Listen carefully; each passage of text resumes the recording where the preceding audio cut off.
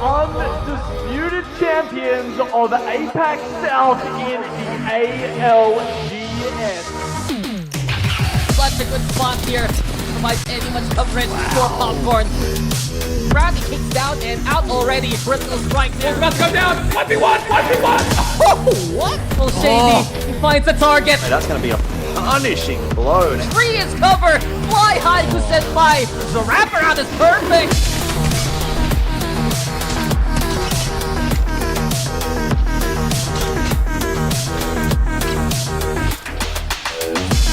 What? No! Look to overextend. So does Kashira. Does get spotted out. The pings go down. Oh my god! It's the 360! What a beast! And hello and welcome everyone to the Split 2 Pro League, where we'll be covering all the action here at APAC-South. My name is Lace and we're back for day number 2. If you didn't get enough Apex yesterday, don't worry, we have even more for you today. And now to introduce our wonderful casters, we're bringing back the daring Dax and the ever so knowledgeable Genome. Dax, I know we're on the edge of our seats yesterday, both you and I. We have quite a stacked lobby today. Are you ready for round 2? I mean, wait, let me fix myself up here, Lace. Proper posture, proper setup. We're here for a long day, but we know it's gonna be a great day. And A versus B was already so swell. We're gonna get Group C today, and it's gonna be so exciting. I know, I've just looked at this lobby and I'm ever so excited. And Gino, we were sitting in the green room before doing our gaming exercises. Are you pumped and ready? I hope you had enough sleep for today because we got 12 matches ahead of us. Oh yeah, we're going to be going the whole way through, Lace. Trying to keep the hype up, trying to get everyone excited because, I mean, it always is here in APAC-South, honestly. And it's just a treat to be able to take these games and bring them to you guys all. I know, it's such a treat to just have 2 days in a row as well. So, you just blink, sleep, wake up, and it's day number 2 already. We, of course, have a cracking split ahead of us all the way to the finals in July 7th. But you know what? Today is going to be the day where we really see every team compete. We had our groups A and B yesterday. First up, like Dax says, we've got A and C. And I'm just ever so excited to watch all of them perform for us, Genome. Yeah, like tons of good teams in Group C that we didn't get a chance to see yesterday, and of course they will get to play double duty today and play the whole 12 games. So if you're a fan of, Virtus Pro, Akuma, Lightning Unicorn maybe, you're in for so much action from your favorite team today. That's it. We've come of these, teams perform at LAN, but let's see exactly what these teams will be playing for. And that is not just the chance to go through the regional finals and make themselves to the playoff, but of course some cash money prizes as well. $125,000 spread throughout the teams. And we've seen it before, but let's see it again. $20,000 to our first place team, Dax. And then even everybody just showing up, they walk away with some money as well.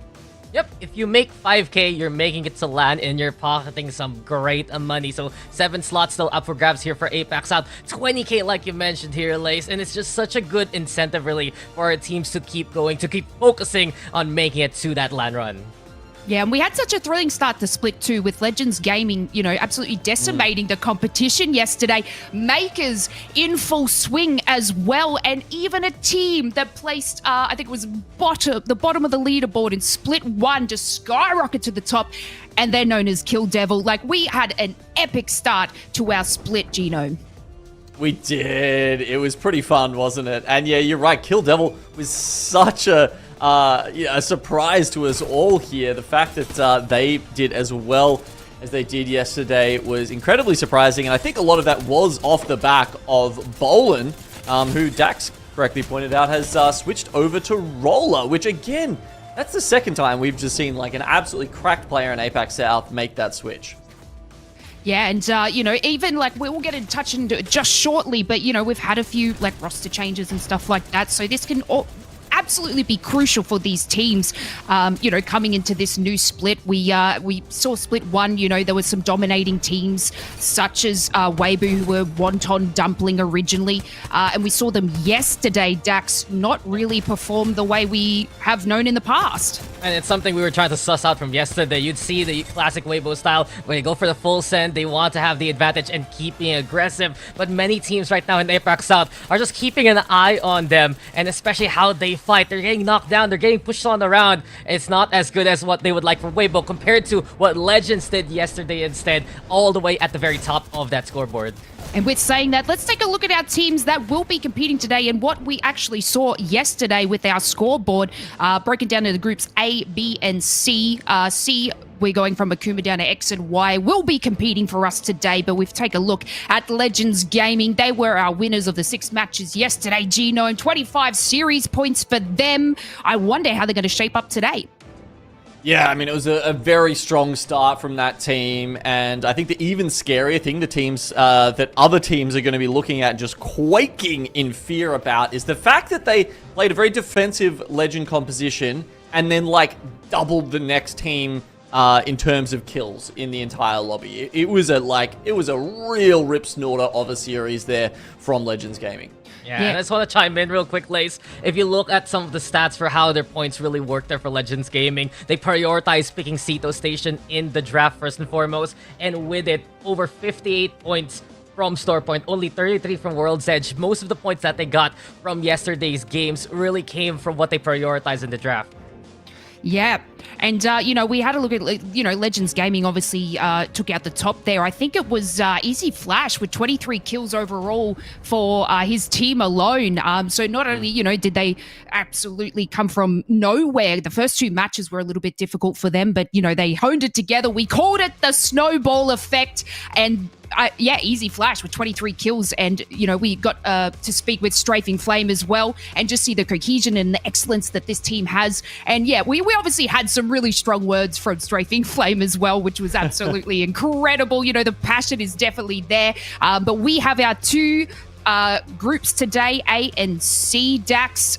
We've obviously got a fair few teams joining us today. Why don't you take us through some of your exciting teams that are joining us? I mean, we talked extensively about Group A already yesterday, so I want to highlight 2 specific teams here right now. First things first, Virtus Pro. This team, Burger Squad, got their sponsor right after Split 1. Really made some waves back in LAN. Great to see Sharky really return to that international competition and have that one game especially to beat down Dark Zero. But then again, they're here back in APAC-South, really retooled and reformed and ready now to continue on with that momentum. Same can be said for Lightning Unicorn. Genome and I worked together last week for the EWC qualifiers, and they dominated that lobby. 100 points over 6 games. And Lightning Unicorn also with a new roster right now, it's looking very, very strong for this team here. Yeah, but I think the big question here, Dax, is can LU do the same thing when they have to contend with the top teams? When you've got teams like Legends, Makers, Virtus Pro taking away those points from the available pool of kill points and placement points that they managed to do so well at EWC. I think it's going to be a lot harder for LU in a lobby like today. Yeah, I did have a look at the start of it, and I'm just ever so exuberant because it is so stacked today. We do have a couple of teams that, went to the playoffs and got that LAN experience to come and perform for us today. So it's just going to be ever so exciting. And you know what? We've got triple round robin format. So, we're going to see teams compete again and again with each other. So it's always going to be something different. Our first lot of matches were just absolutely excellent. Let's take a look at how the format for Split 2 will work. Let's jump straight into Split 2 of the Year 4 Pro League. Here's a quick reminder about our format. Each region is made up of 30 teams. 8 of those teams battled through the preseason qualifiers, and 22 earned it through established winning form, invites from EA, or by being the best of the rest. Those 30 teams will be split into 3 groups of 10 teams and play a triple round robin with each group playing the others 3 times. At the end of the regular season, the top 20 teams in each region will play a match point regional final, where a number of the top teams of each region will then advance to the Split 2 playoffs. Looking forward to the second split, we're going to find out if the teams that topped their regions have what it takes to make another deep run. And that's how the format works today. In Split 1, we hit our pro teams with some major changes with the release of Season 20. You know, we've got meta changes, character changes. We also got some shield changes there. But now we amp it up even more with a massive change. And this is the POI draft. So who better to introduce a brand new change to the competition than the wonderful Rain Day themselves? So let's take a look at how the POI drafts will work this season. Hey Legends, today I'm here to explain the new ALGS POI draft system. This format change aims to even the playing field while challenging teams to adapt to different POIs and different playstyles. How, you might ask? Well, this is how it works. Prior to the Pro League regular season, each team receives a random assortment of draft picks for match days 1 through 9. The assortment is perfectly equal, meaning if a team receives the first draft pick, they'll also receive the 40th draft pick on that match day. This draft style is called a snake draft, and the order of draft picks changes with each match day, which means that teams may not always get their preferred POI. On draft day, each team will make 2 draft picks, 1 Storm Point drop spot and 1 World's Edge drop spot. Strategizing is crucial, as drop spots on both maps are up for grabs at the same time. There will always be more drop spots than teams, which means that even if you're the last pick, you'll have multiple options to choose from. Once a POI is chosen, it's off limits to all other teams for that match series. On match day, each team is dropped from an individual dropship above their drop spot. It is a whole new ALGS. Well, I hope that explanation clears things up on how the POI draft system is going to work in the ALGS. If you want a more detailed breakdown, check out our latest blog post and follow Play Apex Esports on X to stay up to date with all things ALGS. And with the great addition of this POI draft system, you know, this format changes the game for everybody while challenging teams to adapt and I guess gain different play styles throughout the matches. You know, with the new POI draft systems in play, Genome, hopefully, why don't you take us through where all these teams will be landing and maybe, I guess, the reasons as to why some teams may have chosen particular spots on World's Edge over to Storm Point, and have a look at this beacon. Yeah, I mean, there's so many decisions and factors that go into those decisions when you're picking your 2 POIs here, Lace. I mean, it can just be you know, depending on when your pick is, do you want to get, you know, a strong POI on one map? You know, does it play towards your strengths? Are you picking a POI that's better for edge playstyle, for zone playstyle? You know, you all of a sudden you need to start flexing compositions maybe a little bit more if you're going for something different to what you usually do. But you have a look around here at some of the picks we've got here in A versus C. You can see things that we're not used to, like Makers are going to be landing number 40. They got the last pick, right? And they went over to Big Maud. I think that's actually a huge pickup for them. I mean, I guess one of the problems is that a lot of times in this new system, you will get teams playing just stacks, and they might leave that alone completely. A team might prefer to go for, say, Epicenter or Fragment. You can see that they're completely open. The other interesting one is probably Mirage Etoile. You can see that is open as well, so you can probably expect Lightning Unicorn to take advantage of that. But the POI draft system has definitely changed what used to be the sort of meta 20 drop spots on World's Edge. Yeah, and I guess we saw yesterday, Dax, like looking at Legends Gaming, you know, they got a, what I would call probably not the greatest of POIs that were, you know, sitting there at the guys, and it was just, you know, having them choose this. But yeah, I guess it's a little bit different to see like someone like Makers still get such a strong POI at Maud there. Yeah, it's close enough to their usual spot with stacks, and you also check out someone like Legends Gaming. Since they don't have to go to Geyser right now, they had a bit of time to actually go for something a little bit familiar to them, like Landslide back in the Blackhand days. You can really see that if you're given a chance, especially when you have some of the later first draft picks in the second half of the draft, you can actually prioritize something a little bit more close to home, a little bit more familiar to you as soon as possible, even though it's not your priority pick coming into the draft. Yeah, and you know what? We love changes. We love all this excitement to put everybody on their toes, but you know, nothing spells a new split like some roster changes as well. You know, you probably see some huge changes in the NA region. Well, don't worry. We have our own major changes here in APAC-South. Vito, why don't you take us through one of our heavy-hitting teams that went to the playoffs and what they have swapped up for us today? Yeah, so this was an interesting, just a straight 1-for-1 swap here between Akuma and Boogie Borders. So we see Fussy, who was frankly one of the better performing members of Boogie Borders, actually moving over to Akuma. And he's been replaced by his counterpart, Killerpos, on that one. So, you know, swapping such a strong control player with, you know, massive LAN experience, a 7th finish in finals. I mean, I honestly think that is a bit of a loss for the Boogie Borders. We'll see if Killerpos can, you know, maybe play a bit of a role that they, something that they were looking for. But yeah, it was a very interesting pickup here for Boogie Borders as well as Akuma. Yeah, and not to say we saw them struggle a little bit yesterday, but, you know, the Boogie Borders did start off a little bit slow. I know we were having a close eye on them, Dax, and they did find it quite challenging. You know, I generally say that World's Edge, they tend to go a little bit slower on that map and then amp things up over on Storm Point. We did see that in the final couple of games, but why don't you touch it a little bit further, what might be happening to Boogie Borders? I mean, they did recover from around a bottom 10 placement, at least making it to 7th place. And you can really see that there's still some growing pains having Killerpos in. But we can't count out the value that Killerpos brings to this roster. We still remember back from his EXO days how strong he can be as a player. And coming in to when we were at LAN, actually at LA, it was Raki the one stepping up to the plate for the likes of Boogie Borders. So it does feel like they're looking to base on their playstyle right now from what they had at LAN, what they had in LA, and then just build on something new with Killerpos. I guess really the most interesting part is the 1-for-1 swap. It's like, here you go. You guys can have Fussy and Akuma. We're gonna take Kilo, and then we'll just figure it out along the way.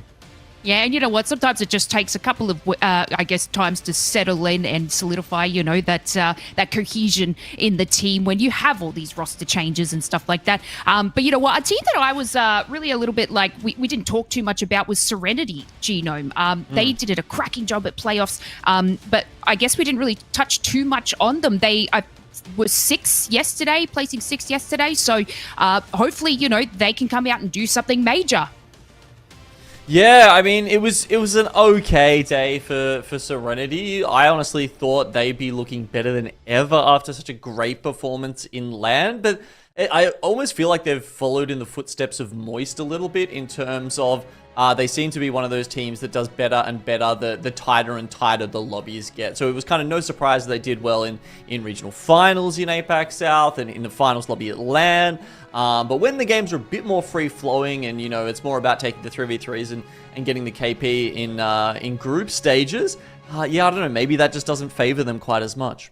Yeah, so you're saying that they love the pressure cooker because, like, most of the time you like it relaxed and you're like, you know what, we can easy breezy through this. But you know what, they like the I guess the third parties, the fourth parties, and that, I guess that keeps them going. But we can have a look at some legend picks because, you know, I have seen a big change. There's barely any caustic stacks. This makes me happy. But look at Bangalore and Bloodhound. We are quite a interesting region, aren't we here, Lace? Just bang, blood, +1. And what interested me the most about yesterday was the longer we went into the day, the less we'd see Caustic actually pick. It was there at the very start, it was there for World's Edge mostly, and then it would just be Catalyst versus Watson. And that's really the most interesting thing right now that we see here. Controllers a must pick. Fuse, you can use ring consoles now. But when you play the Catalyst, it's a twofold thing. When you love to play hard zone, when you get into a building as quickly as possible, I've noticed the perks, it's all about the spikes. It's all about that new Pharaoh door that you basically rebuild the door from scratch. But if you're trying to play edge or rotating a lot later, that's where the new wall perks are so useful that you can just allow yourself a good way into the ring. Yeah, you know, we saw the likes of No Credit Savior, for example, being an absolute Watson warlord, swapping it up to Catalyst. So you can see as to why, I guess these are sort of swap between each picks. But Genome, I want to talk about the Australian himself, Fuse. Fuse is coming in. What is going on here? Yeah, so Fuse got a very important update in Season 21, and, you know, we know there's a couple of those sort of filler upgrades for the Legends, right? Seeing grenades through walls, or seeing batteries in death boxes, whatever, right? They'll probably all get removed eventually for something that makes for a bit more of a meaningful choice. And Fuse is one of the first ones to get that change, and we saw that go away, and we saw the introduction of Ringmaster, which previously, Pathfinder had, and I think maybe Vantage as well, which allows them to opt into the Ring console upgrade, right? So when they have that, it means that all of a sudden you get the firepower of an assault character. You get the bins, you can pick them up. You can't get the insta scan, so you don't want to pick them if you're a hard rotate team because it's not as reliable. But if you're an edge team, you get that third ring scan when you're rotating in. Usually you'll have the Bloodhound to get the man scan, so you combine the third ring scan with the UAV scan at the same time, and all of a sudden you have more information than anyone else on the map. And we saw Falcons, for instance, earlier today in NA pilot that playstyle to a first place win in NA. Yeah, I'm sitting here thinking that all it is that if a team is sort of crouching in a corner and hiding and just trying to hold on for their dear life, you can fire some, knuckle clusters in there and away they go. But that is such a great, breakdown of exactly why teams are choosing Fuse. We saw it, in a couple of, seasons ago. Mad Maggie was a massive pick for that. Now we've got Fuse coming in through to play this, Dax. Do you feel like this could be a locked-in meta specifically for our region, or do you find that this might flow throughout the other regions?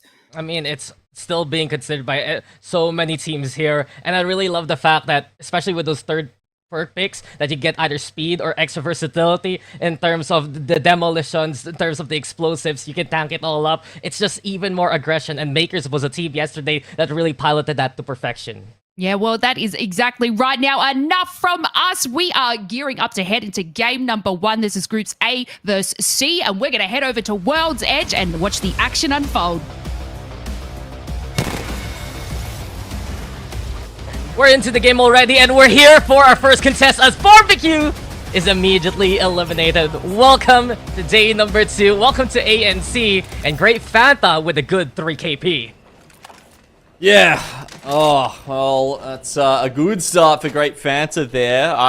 As we mentioned, there's just a few options for people to actually go for early contests. Apologies for missing that one.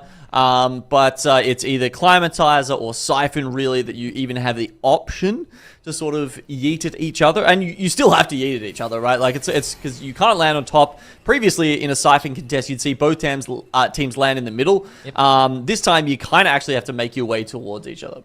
Yeah, you play left and right, and then you just meet in the middle. Great Fanta, though, it's something I wanted to discuss with you a while ago, and something I actually mentioned a few days ago to you, Genome, that this is a team that's looking to try and bully some other teams from the Pro League qualifiers. Barbecue being one of them. Great Fanta full sending it against the Pathfinder Revenant Lifeline, a comp that we saw in the PLQs for so much of those teams. But besides that, unfortunately, we don't have a remarkable team in this lobby right now. And interesting enough, you can see the Legends picks. Besides the eliminated Barbecue, it's mostly Bangalore. A lot of Bloodhounds into play too.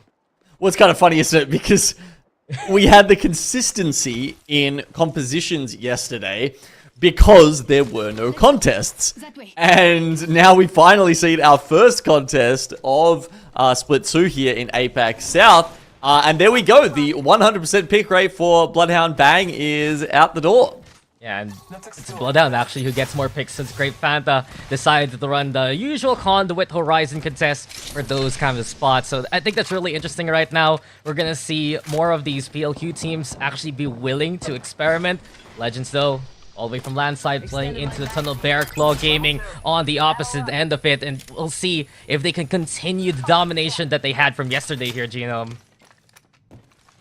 I wouldn't be surprised in the slightest, Dax. They were just so damn good. And, I guess we're thinking about the picks that they have today. Legends Gaming, they went for Cedo Station and Landslide. So you've got Cedo Station, obviously, that they were, super comfortable on, played in Split 1. And you got Landslide, which obviously they haven't played in APAC South much before because they're kind of almost too good a team, I would say, to be playing Yeah. from Landsky previously.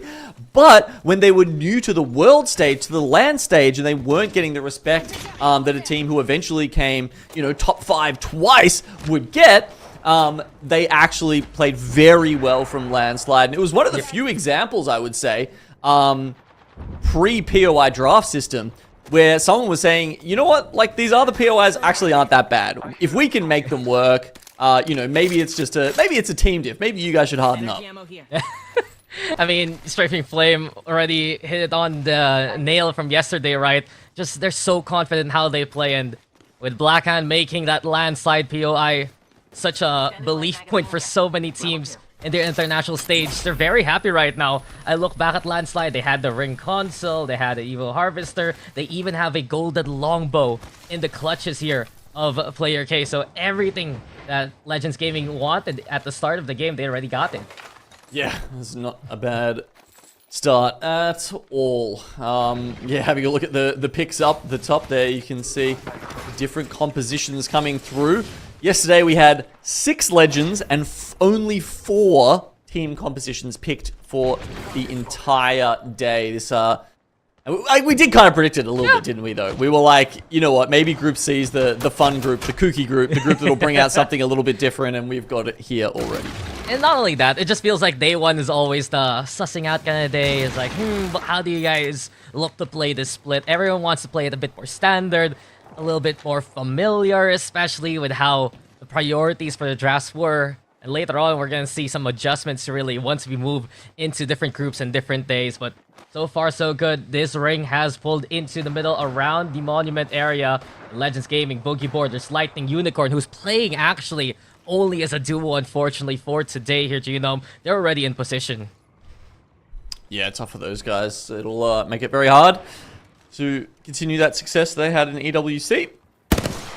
But Virtus Pro, they're going to be raring to go after watching from the sidelines yesterday.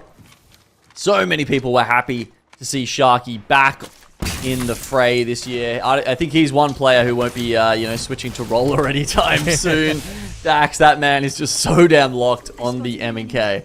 Yeah, back from retirement, and it really feels like he didn't skip a beat. I remember when Team Burger picked him up and became Team Burger from last splits. It took a little bit of time for them to get really warmed on up. One of their first victories was even assisted by a Prowler in Storm points. But eventually, they found their form. Coming into LAN, they looked like that they were really world class. And I really feel like right now, Virtus Pro is one of those favorites coming into this split too. Well, you know what was funny was that every single time a player, like a team dropped a player, or they were like looking for a third, there was always these whispers. People, like, there was just hope from the entire region. Everyone was like, oh, you think they'll pick up Sharky because they've got a slot? You know, oh, he's coming back, I swear, I've heard. And it was like these ghost stories coming out. But eventually, it was Pricey and Wei, the only ones who could convince him to get back in the ring. And my lord, did he do well, being one of the best placing APAC-South teams at the Split 1 playoffs. Yeah, it was great to see for that. He just brought in the Team Burger name with him, but now we're looking at the precedent, and we're looking here at staging War Monster Firebird versus Numnim, who has the elevated angle. Numnim very good in these kind of 3v trees, especially early on into the game itself. He's getting thrown too. They're playing the Watson right now compared to War Monster Firebird, who actually has the fuse. So it's not the best situation for WMFB when they want to be the aggressors with their comp instead. Yeah, so the ring pull going very much towards Monument here. The fact that it's not all the way over the mountain, though, you know, maybe I would have expected it to go down to where, towards, say, like, Bearclaw Gaming is down the bottom, but it does seem to be pulling back up a bit further. So who knows, maybe Legends Gaming sitting on what used to be construction, that sort of area. They've got a lot of options, a lot of priority to pretty much any direction that this zone could shift. And, you know, having the Watson in that building, they'll be safe for quite some time. They're very much so set up. The great fans are now looking forward to third party.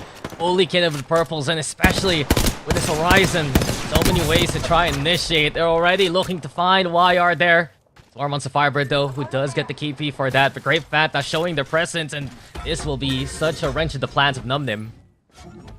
Yeah, it's just three-way fight over here down in staging with One Monster Firebird.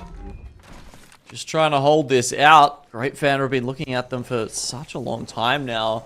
And with 15 seconds left until the zone closes, I think it's a good idea that NumNim have started to make their way out of here. Unfortunately, you know, they're not playing the lifeline. They've got no support character. So it's unlikely they'll be able to go back for the banner. Maybe they are, actually. They're swinging all the way around. Anyway, we've got Bear Claw Gaming here as well. They're sitting in that spot we were talking about before, down near the caravans. Yeah. Lower Down, just taking some pot shots at MDY Black. Yeah, but they're gonna get forced to move very, very soon. As soon as they get the next information, MDY Black, or also known as the only MDY squad now. They had a relatively good day yesterday. We did see them actually take a dub, and looking back actually how they won that fight versus Keep Going Gaming, it was just KPG jumping into the spikes of Augenstern. So that kind of setup, people are going to be a lot more wary moving forward. Seeing Catalyst back into the meta, you have to respect those spikes as soon as possible. NumNim have activated the respawn beacon. There you go. One of our nice new little features there. Making sure you guys don't miss out any of that action. Any of the important things happening in the game. And just like this little skirmish over here in Landslide, you can see Great Fanta have actually... they're trying to get some position up here on Heroes, but they have set the pylon all the way up the top. I think it did get removed eventually by Great Fanta, but it's so hard to push that position, right? Like, unless you've got some seriously good vert nades. Yeah, Heroes, though, team made the LAN. Had a relatively good run, especially coming into elimination round number 1. They had some great games there. This time around, they're looking to do even better. Picked up last blitz. Now holding steady here versus Great Fanta. The scan from Lahim. Neither side, though, looking to budge, and eventually the gravity left here from Low-Key to try and initiate versus Kissance. It's a relative 1v1 on the elevated angle, but here we go with Lahim having an angle to try and fight back with. Kissance, though, has been dropped. Bastion now solo too. It's up to Lahim to hold down the line versus Great Fanta, who just goes for the full wide swing in. Collapse, though, falls under the pressure. It's now a 2v2 for the time being, as Heroes will look to regroup, but here comes the chase down. Great Fanta, they have to be careful, though. They're racking up a lot of damage. The Conduit playing a part too, and Bastion's the only one still standing. A smoke out to try and go for more. And, well, seems like Heroes, they're in trouble here. I mean, both these teams should be in trouble because NumNim just ran out of the zone right next to them. If they knew the state of this fight, Dax, they'd probably be picking up a bunch of KP themselves. Oh, well, gravity left gonna be the play too. Low-Key needs to hit those shots eventually, though. It's gonna find the aim. He's gonna swap over to the Hemlock, and the Heroes have been eliminated here. An elongated fight that's gonna go in favor of Great Fanta, Genov, especially with that Conduit into play. And just at the time that they see the team go down, NumNim actually turn around and think, oh, hey, maybe we can third this. Unfortunately, their instincts are off. It's too late now. With Great Fanta, they are going to have to dodge the bang ult. That pushes them even further back and honestly just delays any kind of timing that NumNim could have had to push in and try and make this work for them. Because honestly, I mean, they're going to go ahead now to these chokes. There'll be a lot of teams watching those ahead of them. The other tunnel that they could have gone through had they won a fight over in Landslide, probably a better option for them. So I think NumNim are going to be watching this VOD back and be a little sad that they missed that timing and missed that opportunity. Well, luckily for them, they're going to run into the only duo in the lobby right now, Lightning Unicorn. And once they realize that's 2 people, they can actually go for the 3v2. The tunnel that you mentioned, utilized by Great Fanta, and this is fight I was talking about, NumNim already. They're a better angle from up top, trying to suss out who this is, and especially now that they know SWQ and Virtus Pro are nearby thanks to those fences. NumNim just don't want to overextend right now. Kill Devil have gone down in the meantime. Tough start for the Chinese team. Had such a great start to split. LU, okay, there we go. They're gonna get really collapsed upon by these other teams around them, and it does actually end up swinging down towards where Bearclaw Gaming. So it is one of those southern rings that sort of sits, you know, around that mountainside, and that means the spot that NumNim eventually took over actually pretty damn good. All the way to the north, but Virtus Pro wants that spot and wants those kills. NumNim already eliminating LU a while ago, but Virtus Pro losing way along the way. Picking up the banner. The armor swap too, but now he needs to move. Thermite Nade gonna get thrown on over. Rolling Thunder gonna be played too. And Sharky in the front line. YR trades him though. NumNim finding the two still standing here. And NumNim survives that fight to keep on going. Just stood in that position for a little too long there, Virtus Pro. If they had been a little bit more proactive, maybe they could have stopped NumNim coming in and sandwiching them. X and Y though sending it versus SWQ. NumNim still nearby, resetting and watching from afar. X and Y need a bit of time to breathe with the shield bats on. JR moving forward, these fences getting very delicate. They lose YC along the way, thanks to the hand of Pana. And XNY just looking for SWQ right now, a chop a donut, and the rest of SWQ, they're eliminated here, but XNY taking casualties along the way. Well, LU might have started out as the only duo, but there's been carnage in the lobby, and they've created a few more. Makers are one of them at the moment. X and Y, another. You can see they're trying desperately to get that respawn off, but NumNim, I don't believe, will let that happen. I think they have enough time and enough awareness to look behind them and shoot down X and Y as they make their own way into the north side of the ring, clearing their back as they do. And not only NumNim, but Boogie Borders was watching from the Monument buildings, and now they have 7 points on the board. Moving forward, a good start here for the Boogie Borders. The seal will be continuing as HKUF and True are eliminated here. Nuku, only one alive here for outside. This is not gonna be a wall he can climb. Legends Gaming also, even in the smoke. Wow, strafing flame, keeping an eye out. NumNim eliminated, Maker's gone too. We're down to 6 as the Boogie Borders are trying to wade in. And it's, I mean, I remember this, a very similar zone in Split 1 was probably Boogie Borders' shining moment for that entire series and that entire split. So if they can do it again here to make up for their average performance yesterday, that would be pretty cool. Akuma's gone down now. We've got 5 squads left. Can Boogie Borders make their way into the rest of this? They've got to hold off Legends Gaming. They've got, you know, Bearclaw Gaming, and then a couple of other duos down the bottom. It really feels like this stare-off here with Legends could be important. Why don't we go into a listen in and see how this final circle plays out with Boogie Borders? For free. Yeah. I'm looking for more Arctic sauce. I don't know. They're shooting up top. Blue armor inside. They have blue armor. Try to fight APAC-S. Above me? Above me, right here. You see? I'm looking for you. There is someone there. Okay. We need to hold bang on it. Solo, I think. Yeah, solo, I think. Running at us, running at us! Crack Watson! On the fence! Activate! I cracked the Watson! Left side fence! I need a bat! I'm on. Looking left for you. Looking left for you. He's calling on me! They fucking found me. Oh! Nice! Shooting! No! One left! Find it up! Nice! Rest me! I got to knock. You can rest both! Alright, behind you! On the fence! Climbed up! Fucking hell, he's won! Oh my lord!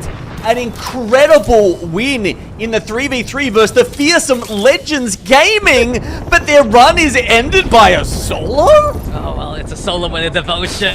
And now War Monster Firebird hunting that lone member down.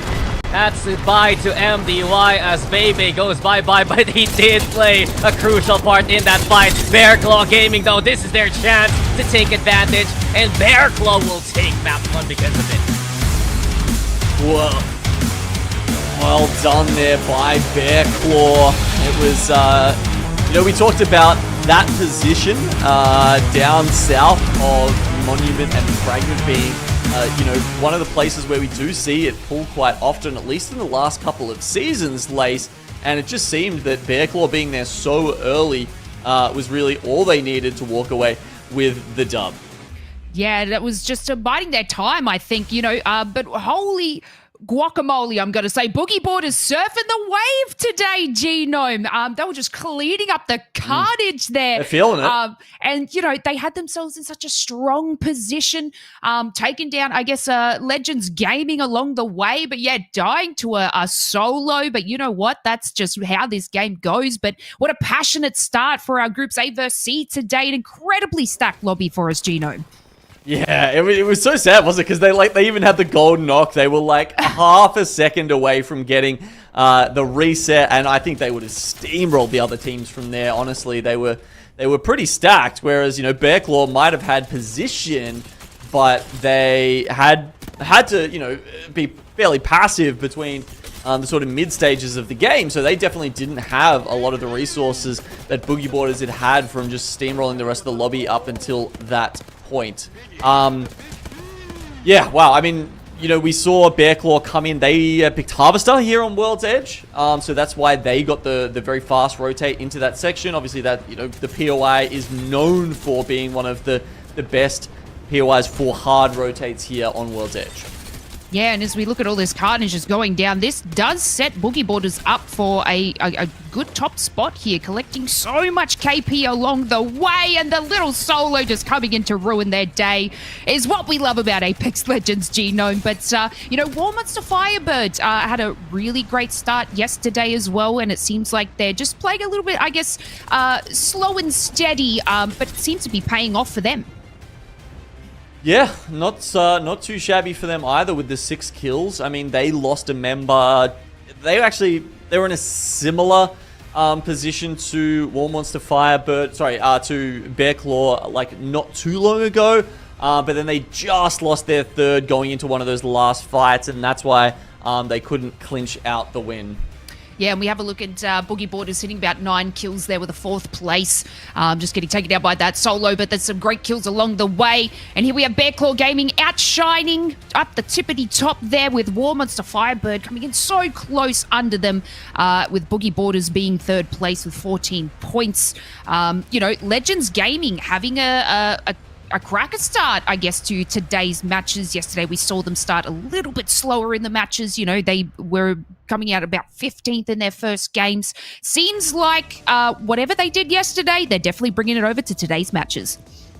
Yeah, I mean, you know, 7's that's a solid pick. You know, if you look at where the teams are getting a lot of their points from, and you're thinking about, is this your first pick Mac, or is this your second pick Mac? Because I think that's actually going to become a theme now with the POI draft system.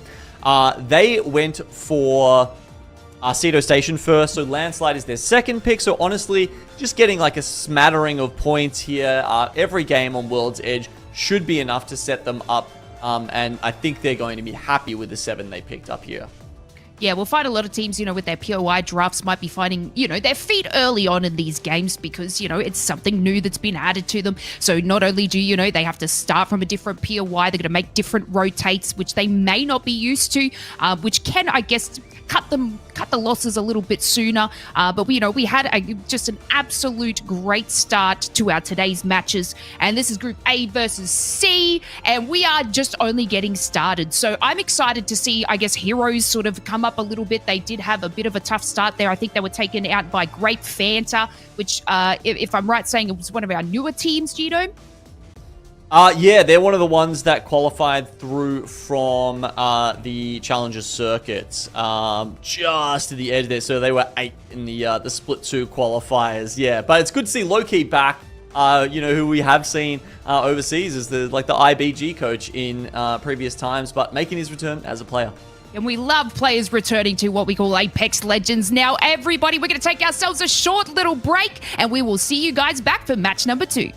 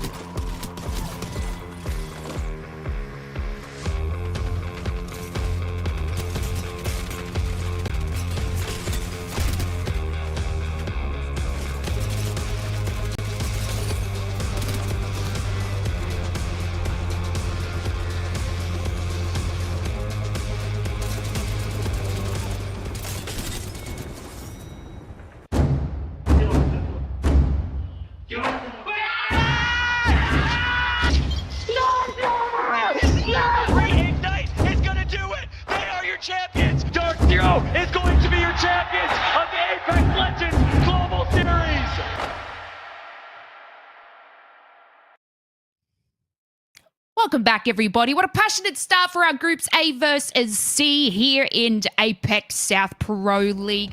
Bearclaw Gaming taking the win for our first match with War Monster Firebird as a close second genome, but the Boogie Boarders coming to play today. 9 kills and a third place. Something we've been itching to see from them on World's Edge. Yeah, look, 9 kills is nothing to scoff at there. It was so close to being even more than that, right? I mean, yeah, we saw in that replay the Devo coming to end their dreams, as I'm sure it's going to do to a lot of different teams. That care package gun is just so damn strong at the moment. But, look, you know, picked up a couple of K damage for the team and 14 points, so they're only a few points off the pace, and that's after game 1, Lace. I personally am hoping for a Boogie Boarders resurgence today after a very middling performance in match day 1. Yeah, well, you know, they've been to the playoffs. We definitely know that they have it in them. But, you know, MDY coming in as a little solo there just to end their reign of terror in that first match. So, you know what? But they seem to be locked in and ready to rumble. We're obviously going to head over to World's Edge again in just a moment. All these teams have picked their particular spots with the new POI draft system. So teams, you know, can either pick whether they want to, I guess, their first picks on World's Edge. Some teams we've seen, such as Makers, for example, are picking a stronger POI on Storm Point for when those matches come up. So I guess this question to you, Genome, do you think that might have been not their downfall, that first match, because Makers, you know, have performed incredibly well yesterday, but may have got them to where they are at this moment in 12th spot? Yeah, look, it doesn't particularly help, does it? I think one of the things I'm super interested about, Lace, is once we get like a good amount of data, like, you know, just 1 or 2 match days isn't really enough. We need it really coming in, is seeing, like, you know, on average, how many points do teams get from their first map pick versus their second map pick? You know, depending on how far up or down the draft it is, how much does that change? Yeah, like, because in the past, you know, we've looked at, you know, the split between, say, World's Edge and Storm Point, and, you know, some teams were quite balanced. Some teams would get like 70% of their points on one map or the other. Is this going to make it even you know, more disparate if you've got like a first pick and 40th pick? Or is, you know, will the IGLs, who really know their stuff, will they just shine even more? I love to hit you with the hard questions without the data, Genome. You know this, but let's have a look at some data that we can definitely see on our screens here. Some damage reports. The wonderful player K, we welcome back, and just look at them go, Genome. Yeah, it's a lot of damage for 1 kill there, isn't it? 1500s. But I mean, one of the interesting stats I saw come up on the competitive subreddit recently, Lace, was looking at the amount. It was almost like an impact kind of rating, where it was like players that have managed to do you know, more than 100 damage in a very short amount of time and create openings for their team. And player K might not have the most impressive stats overall, but when you're looking at more nuanced stats like this, I think that was actually one of the reasons why he came out, and Legends Gaming overall did so well. Yeah, if we even look at yesterday's stats from player K, Genome, there's like 5,000, so we're already getting started. But thinking about getting started, guys, we are ready to go into our match number 2. Here we go. This is World's Edge. Geared up for game number 2, and immediately we have to watch this contest here, Genome. We'll have a Siphon, 2 teams will do battle. Only one will stand unless Barbecue disengages from this. Great Fanta. They've taken middle already quickly. A gravity lift up to Loki, giving chase, and they know one of Barbecue's inside the command center. That is King MSG. He might be in trouble here. Oh, completely split from his teammates here. And Great Fanta, of course, they've got Collapse on the Bloodhound, so they can probably see those footprints. They know that he is somewhere around there, but he's actually zipped all the way out by himself. Will they chase? Will they just go and hit? Actually, the Evo Harvest probably hasn't even spawned yet, but it is actually quite close to them. Yeah, no, they're just following the footprints, and they've actually worked out where he is. Come on, Rodent and Barbecue's secret fourth man mascot is coming in for the assist. Yeah. Will they be able to get there in time? Can he zip out? I don't know, man. It's gonna get awkward real quick here, and King, oh King, what can this man do? Survives though with a sliver of HP. The zip line, or rather the grappling hook, allowing him to survive. And if you're wondering where this comp has come from, it has been the comp of choice from the Pro League qualifiers for APAC-South. Not too much anywhere else in low-key, and there's a great fan to look to take advantage of that path. A lift up, ready now to really focus fire on that patty. King, he has been dropped here by Great Fanta. Where are the rest of Barbecue? They're trying to go for a bit of a flank here. Great Fanta standing as a trio strong. The secret fourth man, well, he's back to the bench after that one. And Great Fanta winning the fight so far. Barbecue need to get away from this one. I mean, even Azu from Warlords to Firebird has pulled up from over on Tree, thinking, oh, maybe I can just get a sneaky kill, get a knock here. But no. That said, Numnim also coming in now. Team streaming in because actually, Harvester sort of looks to be where the ring is pulling Dax. And that means you've got teams like Outside, like Legends Gaming. They're looking at the respawn house there and just thinking they might be able to take it off the hands of Outside. But they'll stick there for the moment. So we don't actually have... We've got remarkable teams back in. Okay, so that's a good start. So we're only missing one player now from the lobby, and hopefully it'll be like that for the rest of this match series. Yeah, well, I think Unicron, the only duo right now. You were talking about a while ago in the previous game. Harvester being the place of choice here, the draw spot of Bear Claw Gaming. They're gonna have multiple neighbors at this point in time. Outside looking to set on up. Remarkable team. First game in the second game for the set. They're looking to just go for the flyby past Akuma and try to find their own spot. So it's usually the occupied, how do you even call these? The arbs, really. These hallways that do get filled up very quickly. Snakes! With the ring posted like this. The snakes, yeah. Yep, there's a couple. Yeah, I call like the south and the western one. They're more like the wings of Harvester, whereas like the northwest and the northeast ones, you know, a bit more like snakes. Okay, I'll go with that. I'll try to remember it. And I guess I want to point out real quick, looking at a remarkable team, they're actually running a caustic right now as well as a Valkyrie. So a very rare pick from the past few days of gameplay we've had so far. Right. Okay. So they, you know, weren't too sure about the start time of ALGS today, and they don't seem to be too sure about the meta either, Dax, because they're just running their own thing, and honestly, you love to see it. I agree. And this ring, it's just gonna keep going towards the center. Legends Gaming would love to really set on up, just give themselves a bat towards outside later on. Warbles to Firebird, also nearby. I'm really keeping an eye out though on how Boogie Borders rather and Makers will actually make their way in. Makers, a team so strong in terms of playing edge. Boogie Borders picking Overlook this time around, and that's a lot more isolated than their outing yesterday, Genum, because they picked Lava Fisher, where there's so many other teams going their way. It's a lot safer for Boogie Borders to play World Edge today. That's a fair assessment. Barbecue on the respawn beacon. See, that has been captured here, so they've actually made it all the way out, and they've had to respawn. It's not Dome, it's the mini egg outside of Stacks, of course.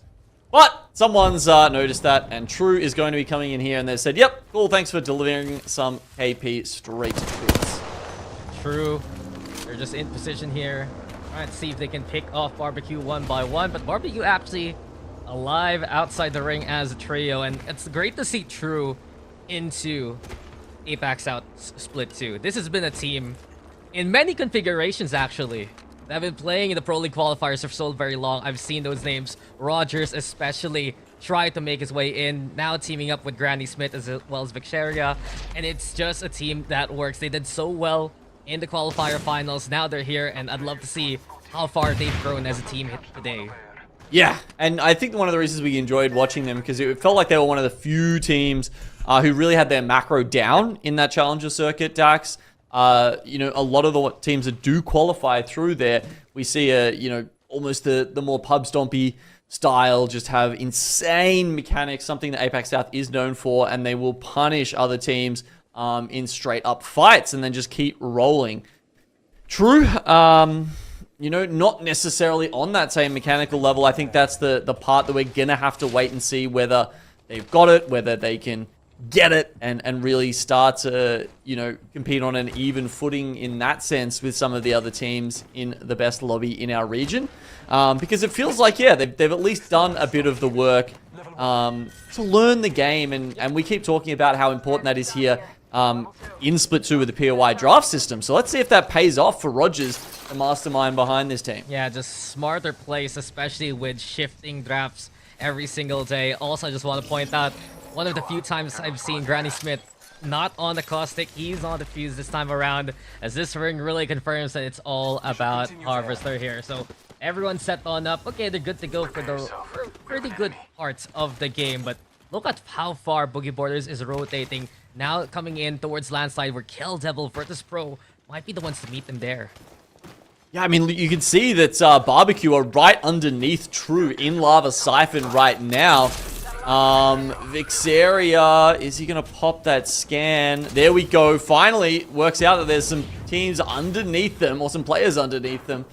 But have to see if they can get them out of there. Anyway, back over to Harvester. We've got Heroes coming under fire now. Just trying to hide behind some rocks here, but there's so many teams on all sides of them. So eventually they do have to drop. Oh! And they just run into SWQ along the way. They thought they were under pressure from above. Now they see pressure from below, and they can't even handle that. Straight Free Flame actually the one to get the knock. Legends Gaming taking advantage of the chaos, and Legends comes out just to actually find the elimination on the Heroes. Outside also losing one along the way, and Legends will look to regroup back into Harvester while this happens. Oh, it's not just the ground that's erupting here on World's Edge. The fighting's happening down low as well, with SWQ dropping for an easy clean up there, though SWQ didn't actually get any of those kills. Yeah, no, it was Legend got all three of them. Yep. Yeah, they've just taken their position, I suppose. Thank you very much, Kill Devil, though. Pressed yesterday. Maybe today they can continue on and look to be a top dog of APAC-South. Do lose Bolin for now. He's on the floor, and they beat down X and Y. That is a big statement here being made by Kill Devil. Well, we know that X and Y has been one of those borderline teams that you have to beat if you want to be the top cut. True, though, they're looking for more here. Well, they've been out-rotated here, frankly, by Barbecue, who got on the other side of them, and it's forced True to actually rotate through zone. Instead of mirroring them and staying ahead of them in Lava Siphon. So, that said, they did get the first and the second knock onto Barbecue, so now it's just Ronan's trying to make his way lonesome all the way back into ring. Yeah, this is the second time Ronan has been a solo. I think this man is really tired of pouncing by himself just to retreat rather than engage, and eventually, if you notice the medkit timer there, that was so close for True, but they all made it to heal on up. And Okran, it's gonna be a little close, but True should be able to handle the ring. They move now, trying to get in towards the train tracks, very far off from HKUF and Makers, who'll meet each other on the other side of it, so it's pretty safe for True after everything's said and done. Yep, they do make the most of that one. Having a look at Virtus Pro up here on the Vault Tunnel. They're trying to do the same. They'll have to repel Bookie Borders, who are a little more stacked than they are. At least they've got the purple armor. I mean, Way's only got one clip in reserve here for his Havoc. Doesn't even have time. He's trying to pop some Ultic cells here, but Boogie Borders are pushing in before they even have the chance. Yeah, Boogie Borders feeling very confident after that win versus Legends in the first game. Now they look to take down Virtus Pro, bully them out of position, especially with the armor advantage piece of the hunt here. Raki in the front line now. Sees Virtus Pro falling for the retreat. They trap the shields onto one, trying to pepper them from afar. Virtus Pro, they're relatively good covers of Boogie Borders. unable to go for the full set. Killapaw's beaten back, and for now, it's a stalemate. Wow, I mean, they had Hannah looking behind them because they were a little bit worried about the other angle, but now they pounce, and it looks like they should be able to take down VP. Yeah, this is their chance. Hannah surprising many that he had the hefty hand of the 30-30. Virtus Pro eliminated, but Iraqi out in the open. Noel Sand takes advantage of that, and outside is looking at Boogie Borders, but they're not in the position to jump at them. Instead, that job goes to Lightning Unicorn. Genome, this is 2-0 versus 2-0 for now. Here comes Bang Fafa fifth, trying to go for the send 2, but the swing's not enough. Lightning Unicorn have to back away. Oh, but they do manage to eliminate Raki and make sure that he is down and now out, not coming back. Very unfortunate timing there for Boogie Borders. I mean, you know, they've got the Bloodhound on that duo, so it does allow them to get that information. This is one of the few fights they might be able to take without being at a disadvantage right from the start. Lightning Unicorn, a real thorn in the side of Boogie Borders' chances there. I mean, you know, they had that anchor posted. They had that sentry posted at the start of that fight. As soon as he came away to finish off Virtus Pro, all of a sudden, they do get crept up on. Yeah, Pana had to be the one to push. He's the one with the 30-30, and he's the one who really surprised Virtus Pro there for how long they could peak. The position for Virtus Pro was 3 of them ready to swing if anyone really jumped at them, but now Boogie Borders look to survive towards the rock. Lightning Unicorn now coming out from the tunnels and moving in because of the ring. SWQ nearby as this closes on in. Yet again, Legends Gaming at the center of it. Pressure still. Boogie Borders setting up the Dark Veil as we see this ring now close in further. You can see Legends in a fantastic spot. They're set up inside. Watson fences everywhere. They are loving this. The same, actually, for Remarkable Team, who obviously didn't make it into the first game, but now have made it into a fantastic spot within Harvester. Boogie Borders, even just as the duo here, looking to pick up more kill points. Of course, they don't have the scan, so they don't have, you know, 100% confirmation that it is just a duo behind them of Lightning Unicorn. Yeah, they're not 100% sure who that is in the first place, and Boogie Borders, they've already burnt the Catalyst ultimate. Hannah not gonna be as effective on the outside now without it, but here we go. Kill Devil dropping down towards outside on the western flank immediately. Wuhan quite low. Levy dropping the Beast of the Hunt, but here we go again. EMP online. Kill Devil looking at least to go for a bit of that cover. They have broken some shields, but they can't really push yet. Oh, look at this. They've got a crypto on the team. That's not something we saw from Kill Devil yesterday. Interesting. They have one of their best days in Pro League ever, and then they're changing things up. I mean, a little bit of a shift. Let's see if it'll pan out. Perhaps it's really, again, the draft forcing them to change things up as Boogie Borders eliminate the off-screen. We're still watching, though. Kill Devil look to rally and reposition. SWQ above them. Outside still peering there, too. It's going to be such a difficult proposition for Kill Devil. Peppered by so many teams from afar. Getting covered towards the rock. They're still scanned on out, but it's so difficult for Kill Devil to move in. Yeah, because you can see they're not within this next ring yet. LU are looking at them. Boogie Borders, of course, got taken out by this point. But they have to worry about this, and Gopgaps is just lighting them up as they try and walk in. Yeah, there's no escape, and it's Lightning Unicorn bringing in the pain. Bolin using his teammates for cover. They only shifted to the crypto now, but it's back to the drawing board for Kill Devil as they're eliminated. Barbecue 2 has been found by a Craver shot from Ziki.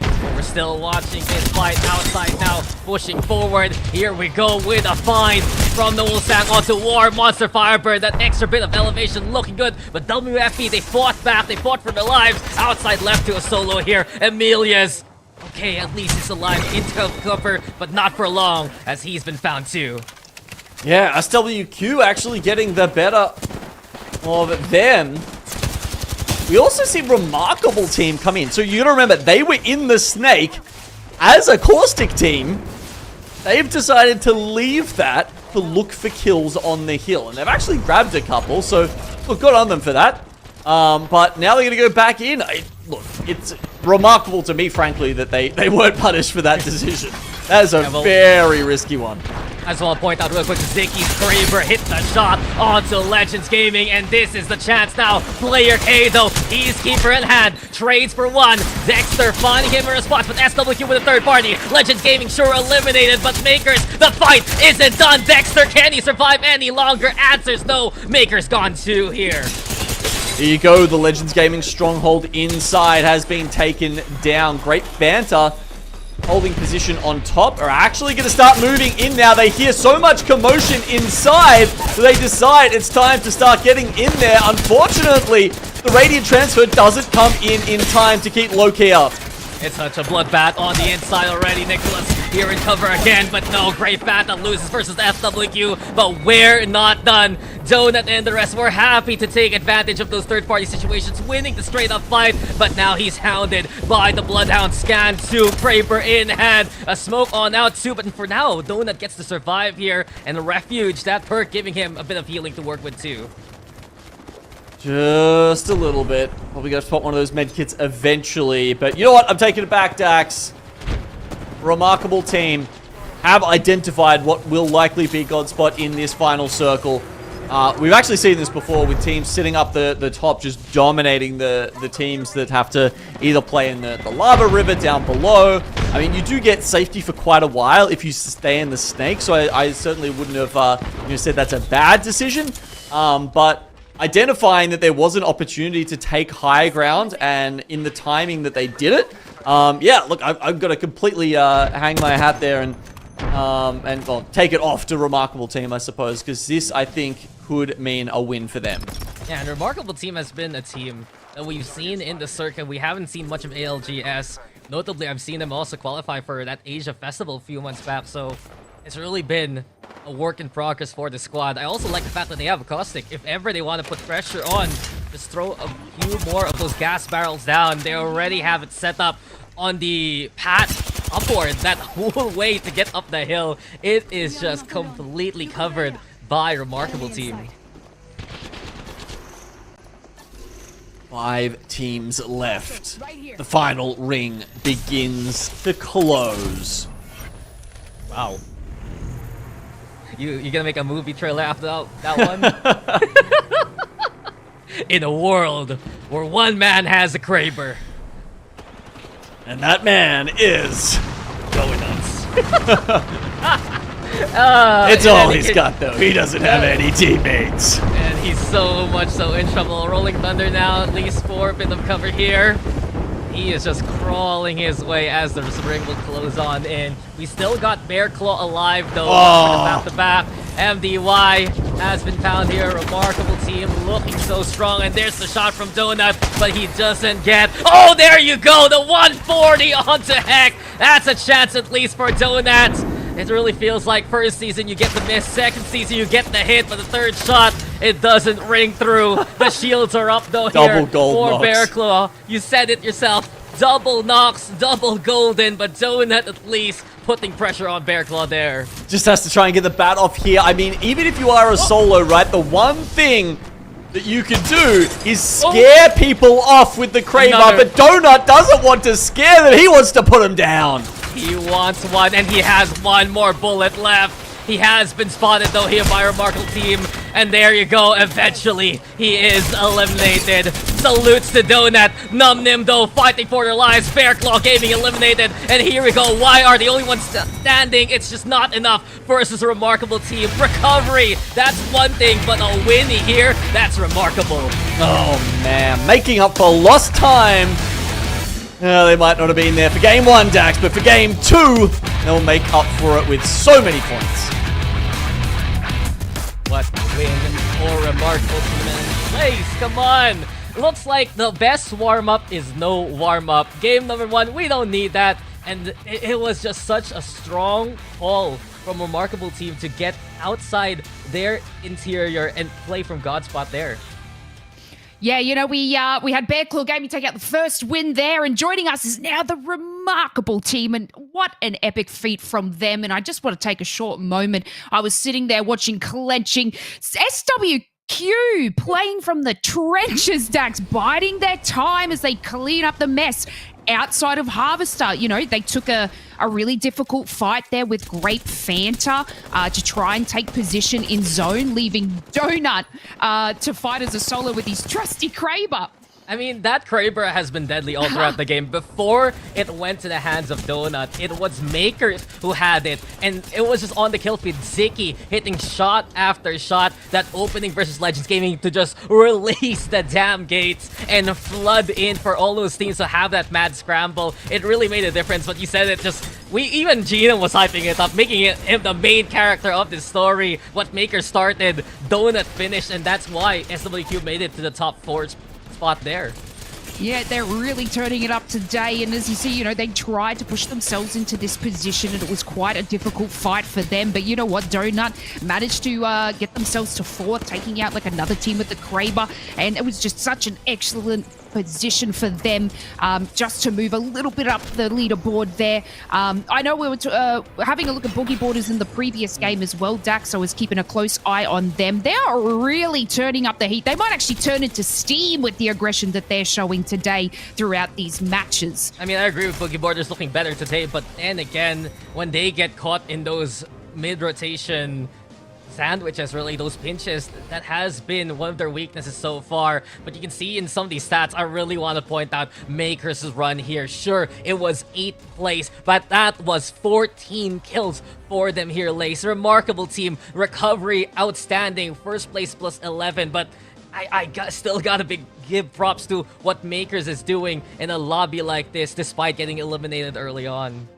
Yeah, Asia's Dexter and Ziki, they sure know how to turn it up. Yesterday, we saw them, you know, get about 36 kill points all around, so they definitely have it in them to collect that KP. Another great triumph, I guess, from even Numnim. You know, we see them sort of just place themselves in such a good position. They may not get the KP that, like, Makers do, but goddamn, they seem to be rotating extremely well. And here we go, Bearclaw Gaming, still at the tippity top for us, Dax. Yeah, but look who's second, Lace.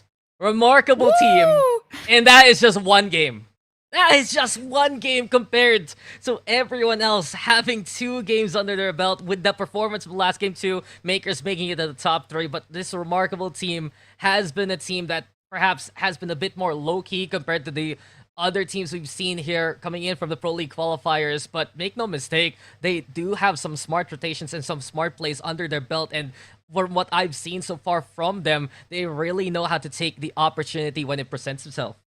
Legends Gaming Junior, I might call them. We saw Legends Gaming skyrocket up the leaderboard in a blink of an eye, and now Remarkable are doing it as well, and then, you know, taking out the win on top of that. It's excellent to see these sort of teams just flourish and move up, but, you know, Bearclaw Gaming just sitting out in front ever so slightly, but, you know, still absolutely catchable by all these teams today. Yeah, and it has just been quite an interesting day too. I think for Legends, that's been the problem coming into World's Edge. Sure, they can get some good placements and some good spots early on, but when it comes down to it, they've been losing some fights here actually that could have been a 50-50 for them. Yeah, well, you know what, Dax? This is only game number 2. We're about to head into game number 3 shortly, but before we do that, we're going to take ourselves a short little break, and we'll see you in one moment.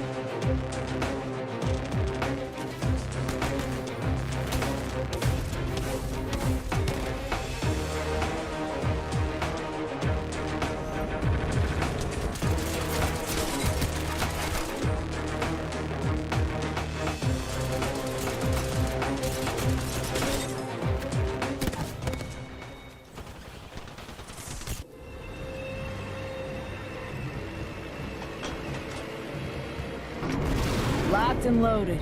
Drop shocked and rocked. Say hello to the 4-0 first.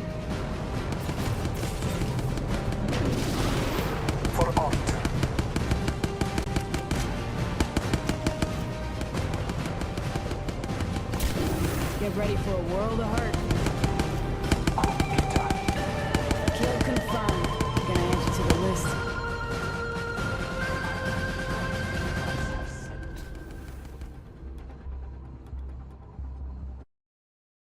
Welcome back, everybody. Thank you for joining us once again as we have groups A versus C competing neck to neck. We had Bear Claw Gaming take out the first win of today's matches, and now Remarkable have joined the fire, taking out the second win in the second match there. But Dax, I've got to commend the Boogie Boarders and SWQ for their fights just recently. It was such a epic triumph for them. They got quite a few kill points along the way, and they're really turning it up for today. Yeah, and there was so much fun, especially with SWQ, right? A single solo doing wonders. Effectively, it was Donut forcing Bearclaw to end in the top 3. Also, they put the pressure on the Remarkable team, but it really was the step up of KZ, especially overlooking from above with that caustic to get the dub. So you can see just in map number 2 and map number 2 alone, the Remarkable team have made it to that top 2, and I do wonder if they can repeat that success as we go to World's Edge one more time. Yeah, as we sort of watch them sort of come and rise to the top, Remarkable, absolutely exceptional. And, you know, Makers is just following so close behind them. And if we take a look back at what Makers did yesterday, I guess Remarkable team have such a dangerous team on their tail. I think Makers has been using all the positive momentum that they've had ever since that Split 1 playoffs and continuing on with it. It just seems to me that that LAN at LA, it was so different from the usual Makers that we expect. And now they've reformed themselves and they're ready again to just keep on going and keep on killing. Their edge playstyle so fitting with the Fuse right now. The fact that they still get console information allows them to play aggressive, and we've seen KP go their way because of it. Yeah, and let's see if they can do it one more time. We're going to head back to World's Edge for our final match for this group. Let's take it away. One more World's Edge and one more contest, perhaps? Barbecue? The answer seems to be no for now here, Genome, as Brave Fanta look around the command center just to check if anyone's going to loot there, but Barbecue stick to where they dropped off first things first on, and they don't want to fight Brave Fanta now. Yeah, it's been slightly different to the first 2 skirmishes we saw between these 2 teams. Dax, King MSG did go for the control building again, but he did manage to get out a little bit quicker and find his way back to his team immediately. So unlike last game, we don't have Great Fanta trying to chase him down and start off Barbecue team's game poorly. That said, they're creeping through on the gondola now, going through to the middle building in Siphon. They might be able to do the same because Nicholas is currently by himself.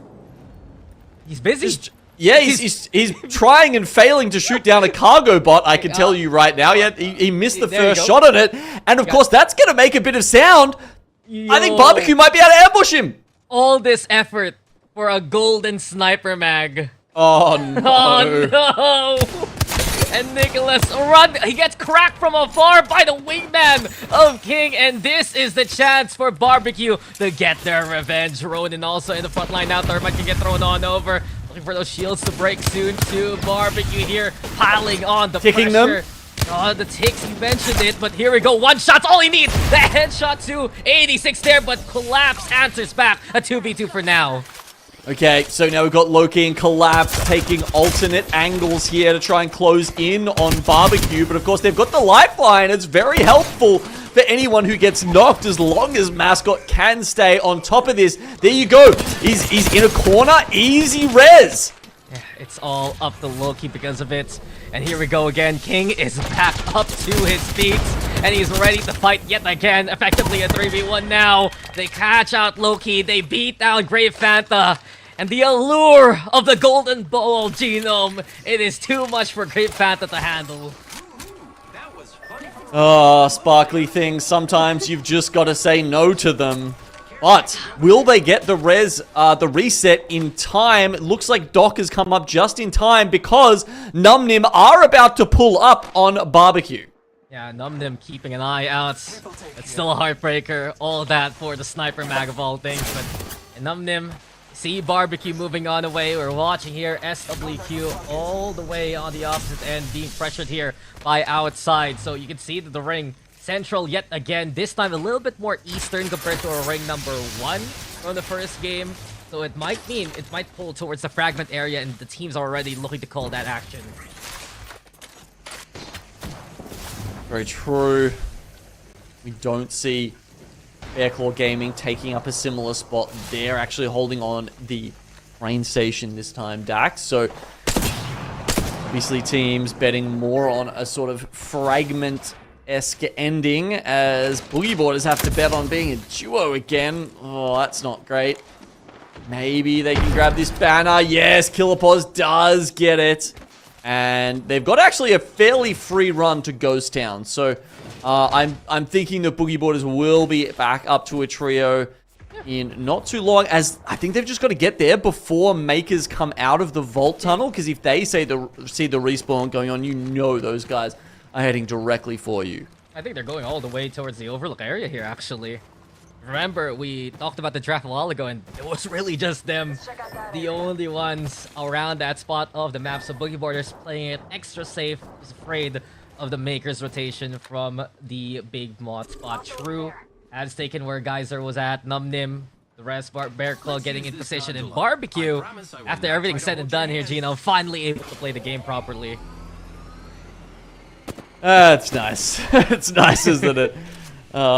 It's also nice just to get, like, you know, sort of, you know, a little bit of contest back in action here. We were a little bit worried we were never going to see them again.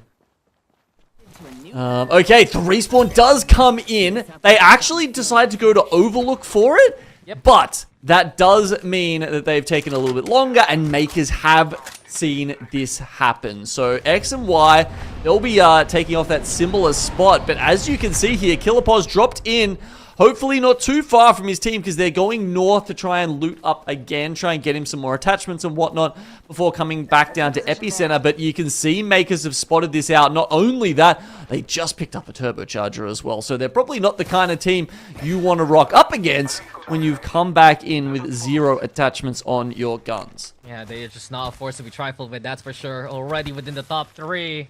And they're still low-key tracking Boogie Boarders right now with the pings, with the passive, really, of the Bloodhound Aegis. He's the one with purple armor too.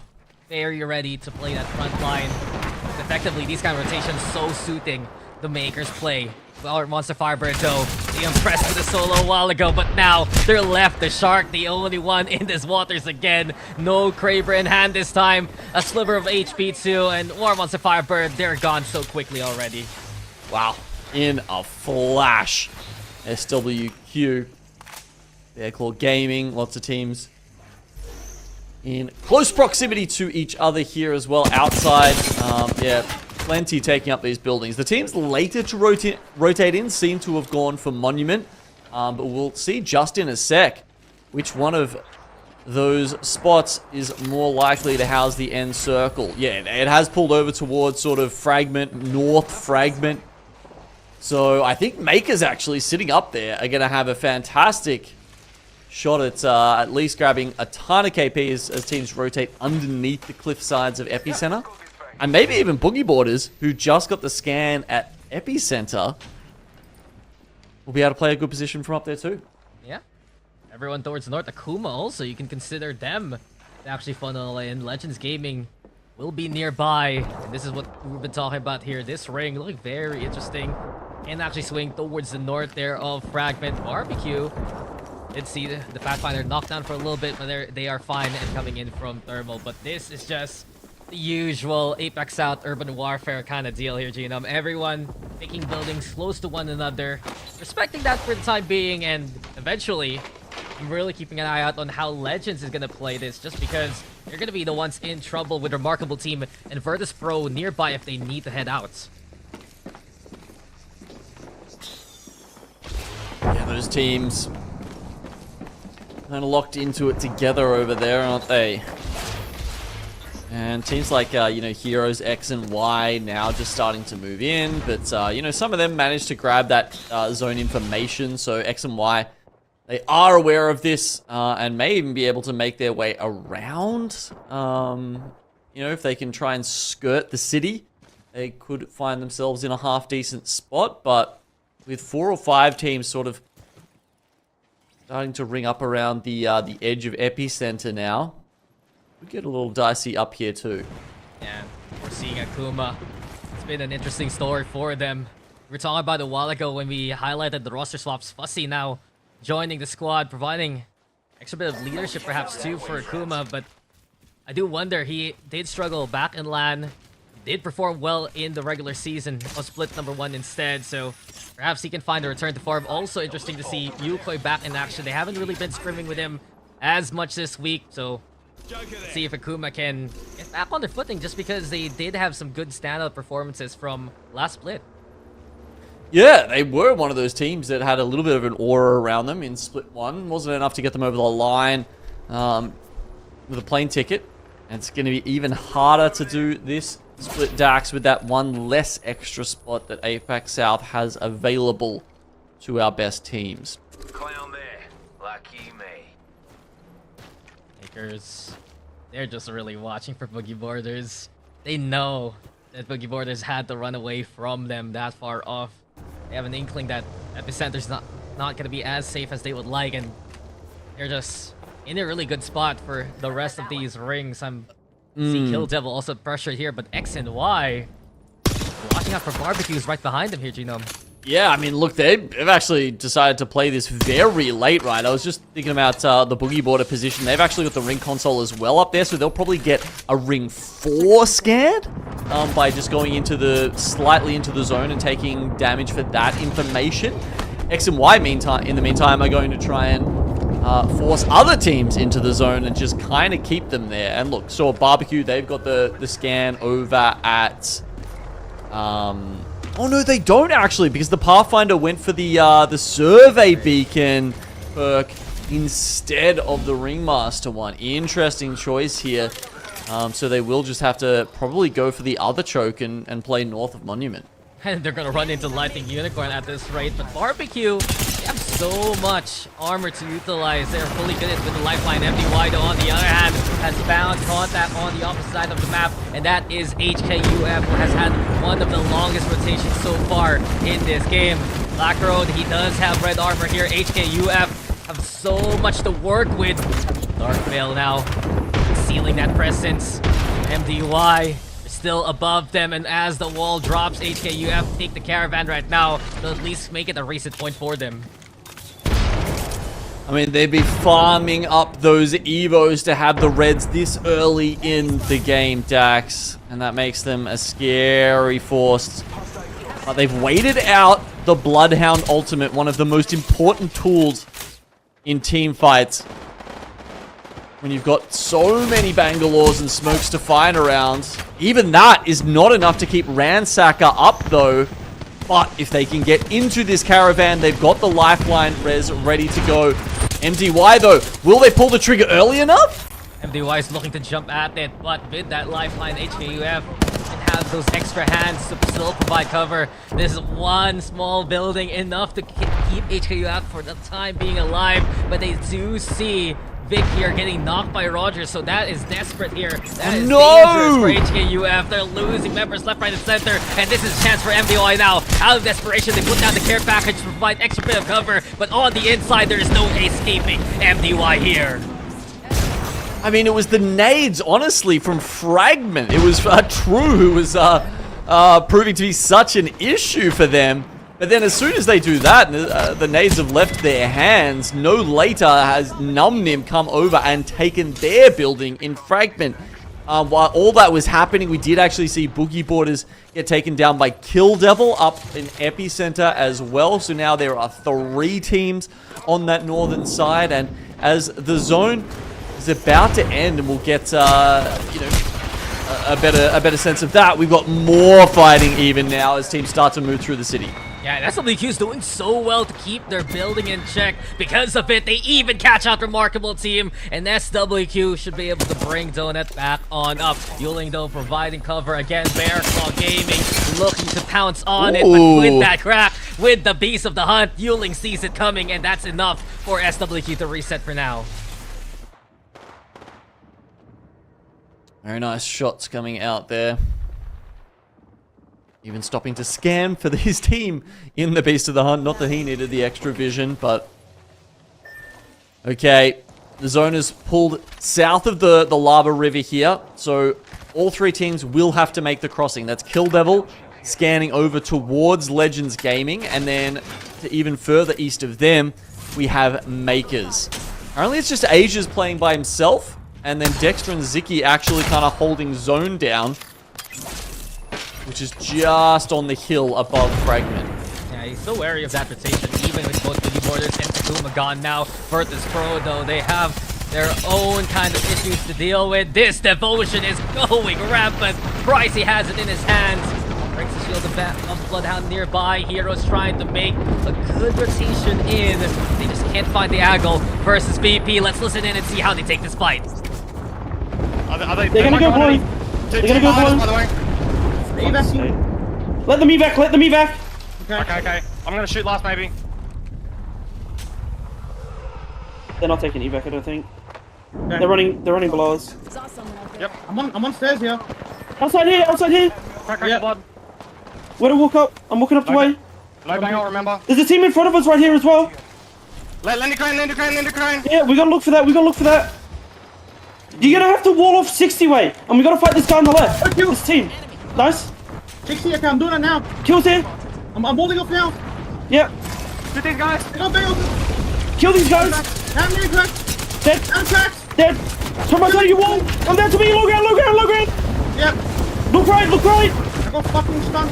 I'm healing. Hey, just come to me. You are safe on me. Yeah, I'm batting. I'm good. On ahead, Tracy. On top of you. Bro, like... I just got fucking... Too much to handle for Virtus Pro. Could have escaped, but Legends Gaming keeping an eye out. And we are down to 7 teams here, but we're not done with Legends strafing Player K. They need their shields back on up. It's all up to Easy Flash to provide that cover here. I mean, it was a pretty good effort from VP. They took down some of the threats, but unfortunately there were just too many to deal with.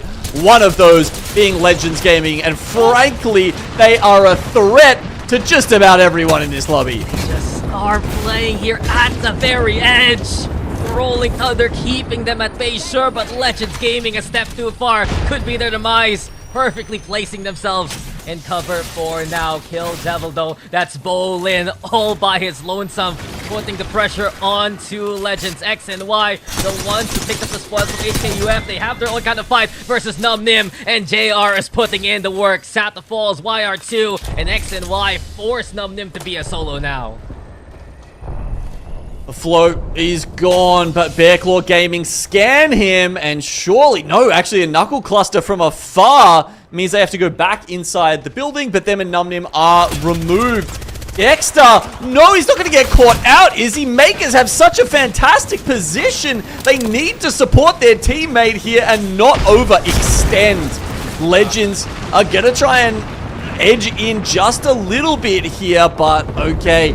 They have managed to stabilize. That was way too close here for Makers. This is going to be a really interesting endgame here with 4 teams in very different positions who honestly all have a chance to take this one out. Yeah, rare misses there from Easy Flash just because it's so hard to hip fire with the devotion from that distance. And Legends Gaming, they do still have to fight Makers along the way. X and Y though on the other side, keeping an eye out, looking to gatekeep Bearclaw now. Crack the shields onto one. Those spikes aren't going to be enough cover. And YC wants to push JR and XD. Already in a good spot. The swing comes on in. And YC putting in the work. He has the healing perk. He is topped up to almost full. And Bearclaw's gone now. Legends, you see Player K with perfect timing on the pylon. That stops most of the mother load that was trying to make that position unplayable for them, as they then have to turn around and take on Makers and X and Y. But here comes X and Y. They're happy to play big games, and this is a big one for them. The win goes in X and Y's favor. Wow, that really ended so damn quickly. I mean, I thought we were going to get, you know, a bit of a tense standoff there, Lace, with, you know, all those different teams poking and prodding, just waiting for, you know, that initial angle to push in, and then it's over already? It's the blink of an eye, and I absolutely thought, you know, Legends Gaming with a Devo in hand could have done something there, but, you know, having to, I guess, climb up that devastating cliff edge just to have X and Y sort of waiting for them to just appear is a very, very difficult task ahead of them. But X and Y sitting down quite low on the leaderboard, Gino, and just absolutely obliterating in our third match of the day. Yeah, win 10 kills as well. That's a massive 22-point game for them, which is going to do wonders for their standings here as we come towards the end of World's Edge. And it's, yeah, look, I mean, you know, Legends, that said, have continued to chip away at this. We said, you know, just a couple of points a game will be good for them. Starting at Landslide, their second pick POI in this series, but they get a second and 6 kills. Yeah, again, it's the Legends Gaming snowball effect, I'm calling it, G-Nobe. You know, they just start to amp it up each and every game, moving up the leaderboard with ease, and this is something that they showed in this third match. You know, we've seen it yesterday. They didn't start off, you know, in the greatest of aspects in you know, yesterday's matches, but again, they just keep going and moving forward, and when we go over to Storm Point, we're just going to see that continue it again. But you know what, a little bit of a difficult time there for VP, you know, having to move through that lava with, you know, Legends Gaming on the tail. But here we go, is the steamroll effect absolutely obliterating in their path. Yeah, I mean, they did very well. You know, the Watson is just so helpful in these awkward situations, and this one, unfortunately, was a little bit too much to ask for Legends Gaming. But the spot that they took against VP, you know, pylon set up, ready to go, and then they can stage an attack from there. And also that last offensive there, you saw, they would have been absolutely, you know, stuffed essentially without Watson there, because they would have been fused, grenaded, knuckle clustered, and they would have had to move way more quickly than they did. And everything in between. But look at X and Y. Gee, no, not only did they take out the win, like you said, they have 10 KP just to add to that. That could be huge for them to push themselves, you know, up the leaderboard. They are definitely coming to play in that third match. Again, Legends Gaming doing the same thing, absolutely having a cracker of a third match to push them higher up. It's going to be very close. We still have Bear Claw Gaming, you know, sitting at the top there, but we're about to find out exactly where our teams sit. And look at it, Bear Claw Gaming are still in the lead. Damn, 24 placement points. Just reading the zone well and getting there. That's incredible for Bear Claw. That's their World's Edge, and they've made you know, a very good go of it. If we look at their picks, this was their first round pick, so you'd expect to be getting more points there. But that said, they're backing this up with Pylon on Storm Point. That was their second round pick, Lace. So I think Bear Claw have got a good chance of finishing strong here and getting, you know, a top 5, if not top 3, if not top 1 finish here in our second match day. Yeah, and Pylon is in a massive POI, especially as we move on to Storm Point. But, you know, Legends Gaming sitting at about 10th previous to that, and they skyrocketed up to the top. So, again, we're only just going to see that moving over to, I guess, Storm Point. So it's going to be very exciting to see how these teams fend out of their, you know, chosen POI drafts in, I guess, the new system that we have. So I'm incredibly excited to see that. Makers and Boogie Boarders also have to commend them doing such an excellent job today. Something, I don't know, Boogie Boarders had some sort of weak bits today. I'm calling it, because they have just come out, and the aggression that they're showing in today's matches is definitely something that they needed. Yeah, I mean, you know, I think they do quite well when they are being aggressive and taking those fights. You know, they had 9 kills in the first game. Unfortunately, really falling off there in game 3 after a half-decent start. So they're, again, sitting around middle of the table. And, you know, if we again, you know, we're going to keep talking about this just because we're new to it, the teams are new to it, and the audience is new to it as well. But how the POI drafts affect these teams who haven't necessarily played from these POIs before, and there's so much macro that they've got to learn. For them, Overlook was their first pick. So with a very average set of results here, they now have to go to Down Beast, which I think they're also quite familiar with, though, and play from over there too. Yeah, and we'll definitely have a look at, the Storm Point and where all these drafts have been chosen momentarily. But yeah, Boogie Boarders just, absolutely doing some work today. And so it's really good to see them turn up the heat a bit more in these matches, just because yesterday probably wasn't the best that they did. But you know what? It's only day number 2, Genome. And we have groups A and C. We're halfway through the matches for this group today. So we're going to take ourselves a short little break, and we'll see you back shortly.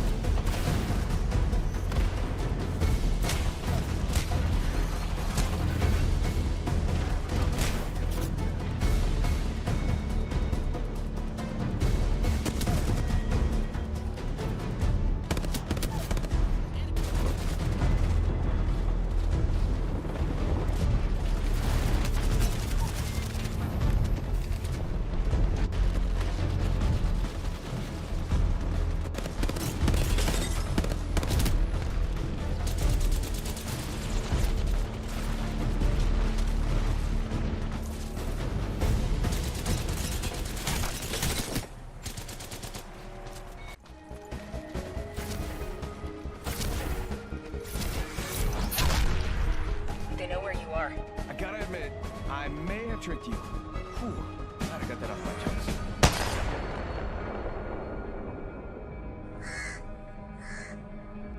Tell Death I said hello. I feel lava.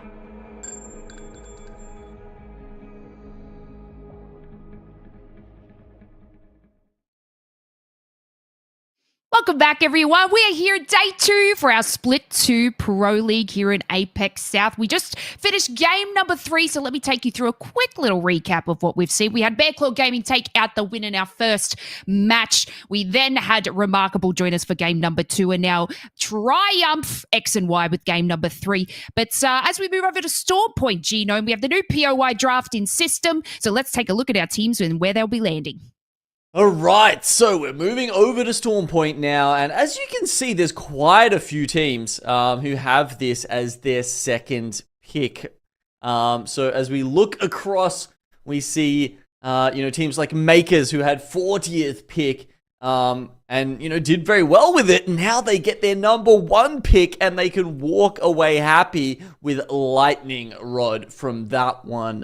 Looking around, I feel like Jurassic at number 37 for a Remarkable team, not so bad. Legends Gaming picking up their preferred Storm Point POI in Ceto Station at 19th pick is incredibly good for them. Yeah, you got to just think, they get a little bit of confidence when their pick actually goes to fruition. So even having the likes of Bear Claw Gaming, who are at the top of our leaderboard, taking out such a strong POI there at Pylon Genome, this could be huge for them. Heroes going into Devastating Coast haven't been doing, what we've seen them do at the playoffs before. Could be, finding themselves such a difficult spot running into someone like Bear Claw Gaming.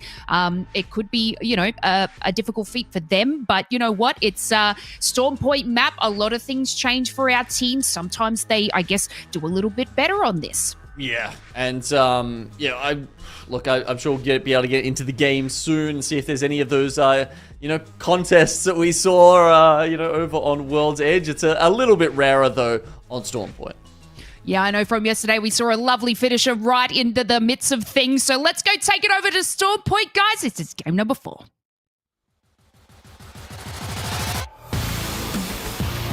Place you're talking about finishers when we are just getting started with our second map for this split. Map number 4. Storm Point finally, though, as we get into things, and it's been an interesting draft here. Genome, first things first, I just want to point out what you pointed out a while ago. I can't believe Legend still gets Ceto Station with the 19th pick in the draft. Yeah, the other one thing I just noticed right at the end, didn't quite get time to talk about there with Dax, was VP first picking Zeus, because we actually heard quite a bit of talk from Pricey about how they weren't a huge fan of Zeus Station, right? But I thought going into this that, this would be a good chance to try and, shake things up. So, is it that Pricey is, a relatively new IGL, and he doesn't want to have to, add to his workload by, sort of working out new macro from a new POI? Or is it that the problem, or one of the main problems that they had with Zeus Station was just getting there at the start of the game? Dropships on Storm Point, notoriously bad for POIs up the north side. So now that we've completely done away with that, you drop in, it's easy, it's very reliable to get to your POI and start looting immediately now. Does that make Zeus Station a much more attractive option?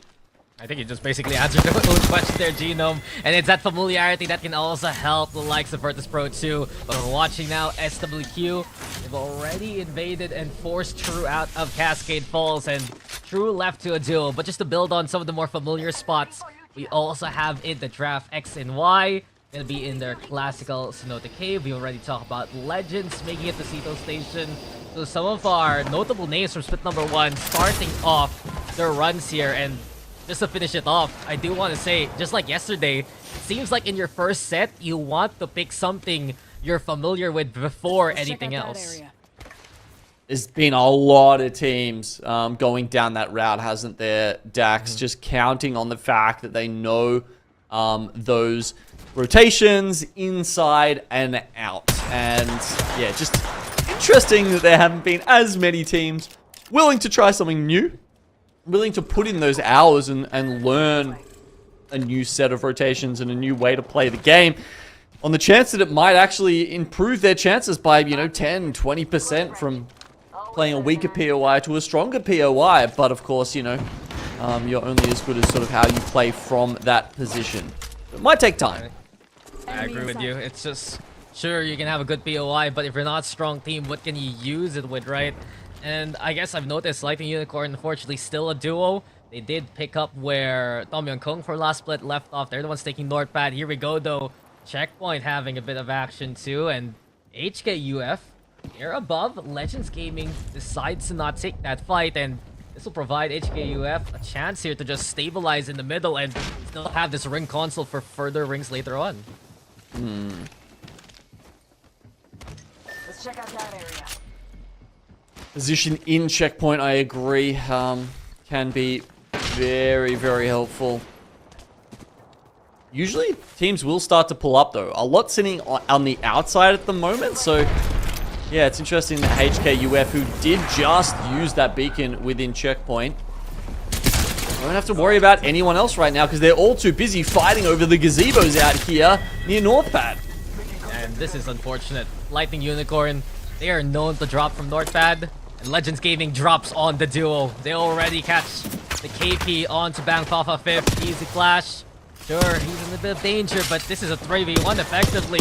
Smokes out. Legends Gaming got the reset along the way. There's also Evil Harvester nearby, and everything is gonna be very, very good for Legends as Lightning Unicorn eliminated there by Virtus Pro 2. Lohan is also in absolute no man's land. He is like 3 miles away from his teammates and has summarily been removed. I was like, oh, there's another solo here. And then I clicked on him on the map and I was like, oh no, it's a full team. But Levy and Bolin are literally on the tail of Down Beast while he is in the trenches. What is he even doing there? I don't know. Can't answer that question for you, Lex.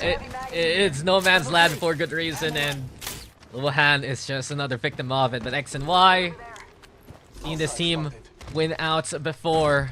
Very far away from the action. Long rotates, but they're going to be running into, or rather Akuma is going to be running into them. Pinged up already. Evac Tower set them up. YC though, that's a good scan. Also beats the hunt with this perch.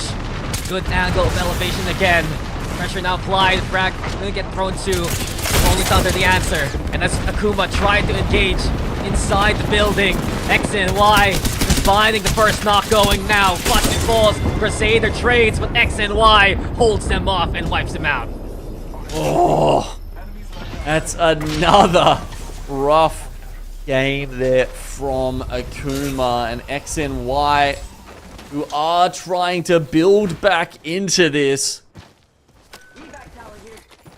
Have a nice start there with grabbing some KP, and if you think about their, you know, of course they're getting Cenote again. It's very nice from them. Once again, it's been a theme, very familiar, right? They have to play Sky East as well, which is not quite so good, and then also not good is getting sniped while you're trying to res your teammates in zone. Yeah, Nicholas, he's taking a lot of damage from the ring too. Barbecue versus Great Fanta. The fight continues, and Great Fanta wins it, but I don't think he's gonna last any longer. Can Nicholas get the heal in time? Okay, he's fine for now, but effectively, this has crippled the game of Great Fanta here. This is gonna make it pretty tough for them. I mean, you know, they've got the replicator. Well, no, not the replicator really matters. They've got no sport legend. But they do have the respawn beacon right there. So hopefully that means they should have time, and maybe even just craft a med kit on the way back into the zone. I'm just thinking of their scoreboard. I think it's 3-1 now in favor of Great Fanta, basically. Barbecue and Great Fanta having a rivalry even from Pro League qualifiers, but we're watching Num Nim keep an eye out and look to shoot from the outside. Clear defenses now. Try to push on in versus through. So the scan and the pylon too, and Num Nim doesn't care. Arcstar can get thrown on over. The pylons towards the staircase. There's a chance for some of these nades to actually find an angle so far. Okay. They managed to remove the fences. Now the pylon as well as True seem to be getting shoved into a corner, but perhaps they've waited this out long enough, Dax, because VP have just turned up. Now VP's on the other side in the other house, and they also want a piece of this fight. Pricey. He has some nades to work with here. EP, the better armor between all of these squads for now. Numnim leave. Don't want to push. Yeah, Numnim just don't want a piece of this. They back on the way. True's the one stuck in there. Yeah, very interesting that they put all that work into trying to take that position, and now they have... Yeah, they're going to go all the way around. They've actually pinged that sort of southern tunnel that goes from Cascades to Checkpoint. So this is going to be a huge rotation, actually, from Numnim. After that, nice senti shot here from player K. Oh! Oy. He's doing so good with the snipers. Ever since game number 1 with that longbow, he highlighted his damage from that first game. He's continuing on now. Player K really having such a good weekend. Legends Gaming, he spot out War Monster Firebird trying to leave from Northpad. All that fluff though in that last fight. All for nothing. Maybe now we'll see Legends Gaming go for the send. They just scan. They don't want to overcommit again. I mean, we've missed having a sniper specialist in the region, Dax. It's been a while now since we've seen Natsuru Sama, who always used to be repping those. But it feels like it's kind of coming around again, you know? You've seen Monsoon doing so well with it over on Complexity in NA. Yeah, now some other players starting to see how good that charged Senti is and pick it up. Maybe player K can hold the torch here in APAC-South. Yeah, Legends Gaming still in the middle of all the action, but all the way outside the ring by the edge. Makers and Great Panther do find one another. It's a fight there. Player K though. That is just God's work on the kill feed. War Monster Firebird getting sniped from afar, and Player K is eagle-eyed right now here. And SWQ to say, yeah, cheers, cuz. They were occupying the same building over there, but War Monster Firebird not able to find cover from the devastating sniper work here by player K. I've been playing a bit of Fire Emblem recently, and anyone just gets sniped from afar like that, it's reminiscent of that player K doing so well. And I mentioned a while ago, there was a fight between Makers and Great Panther. Great Panther eliminated, and yet again, Barbecue that poured on their side, causing a slow rotation, but we're still here with the Legends Gaming Showcase. Player K, give me another good shot. Oh, that was close. There's one more in the chamber. Oh, he's gonna go for the reload, but a bunch of shields, single shield cell to work with. He can charge that up. Remarkable team on the other hand. They're the ones keeping cover for now as there's pressure upon them. There is the pressure. Goes by the name of Virtus Pro. And unfortunately, Pricey and now the entire team has been removed. That was mostly from Legends Gaming, though, who are thinking about changing gazebos, or are they just trying to remove the competition here, Dax? Drake from Flame thinking about going back to his team after this bat. Of course, he is playing Bang, so it's not unusual to see him roaming around a little bit more. He doesn't want to get caught off by the other scouts like Fenfu from BCG, for instance. Especially when they had such a good spot. I reckon that they didn't get that Remarkable team was actually that close, since Remarkable team was only using the ramp for cover. True. Still had gazebo control, but in any case, he wisely backs on away. Miracle Gaming also doesn't want to take that fight. So the gazebo fight, the gazebo stalemate, it's just going to continue for quite a while. But this is a squad we need to watch out for. X and Y is going to be the big edge team coming from the west. Heroes, as well as Makers, the ones coming in from the east. And X and Y now looking to search around here by Down Beast. MDY right in front of them. Heroes having their own kind of conflict too versus True. And True is in the spot of trouble. Vixaria left to a solo standing as Granny Smith and Rogers are both down for the count. Shields cracked there by Bastion. True with Vixaria getting that movement speed. Seems like he's gonna get in cover for now. Yeah, Heroes essentially dealing with True. They might still have one member left alive, but again, it's the team fighting for True that is letting them down. We saw them getting into good spots earlier and, you know, using that macro in their composition to keep other teams at bay. just like MDY Black are doing X and Y here. Yeah, MDY, they're so good at playing so defensively. Ever since we saw them from yesterday, Ogdenstern especially being a big proponent of that with his spike and barricade positions allows players like Leon to actually hold off anyone coming from behind, and it's a big reason why MDY is still one of the forces to be reckoned with if you're one of those edge teams rotating late. Yep. It definitely can be, Dax. Having a look here at where the circle is pulling, it's actually gone very much on top of Legends Gaming. Incredibly important for them here. They try and just keep things on an even keel because there's players on all sides of them. Until the end of this ring, they'll actually be a lot safer. But for right now, there's teams just completely winging their position. And this is a lot smarter from NumNim. They don't want to full send it because of the Catalyst presence, and he just fence in MDY. They're making a zoo here, Genome, and this is not one I want to watch. They're kicking in the doors. They're looking to break those spike cores, and eventually YR's devotion busts on through. Oh, wow. MDY cannot hold him off any longer, and NumNim wiped them out. I mean, I liked the thought trying to catwall out as soon as the door got broken was honestly a smart option, but even the casting animation for that ultimate just a little too long, and MDY can't hold them off any longer. A respawn comes in. That's going to be SWQ. You can see Donut there making it back to his teammates, but I don't know how long this is going to last. They're lacking these attachments, lacking that punch versus heroes, as we see Kill Devil and Bearclaw Gaming eliminated now, but it's SWQ who actually gets a bunch of KP from that.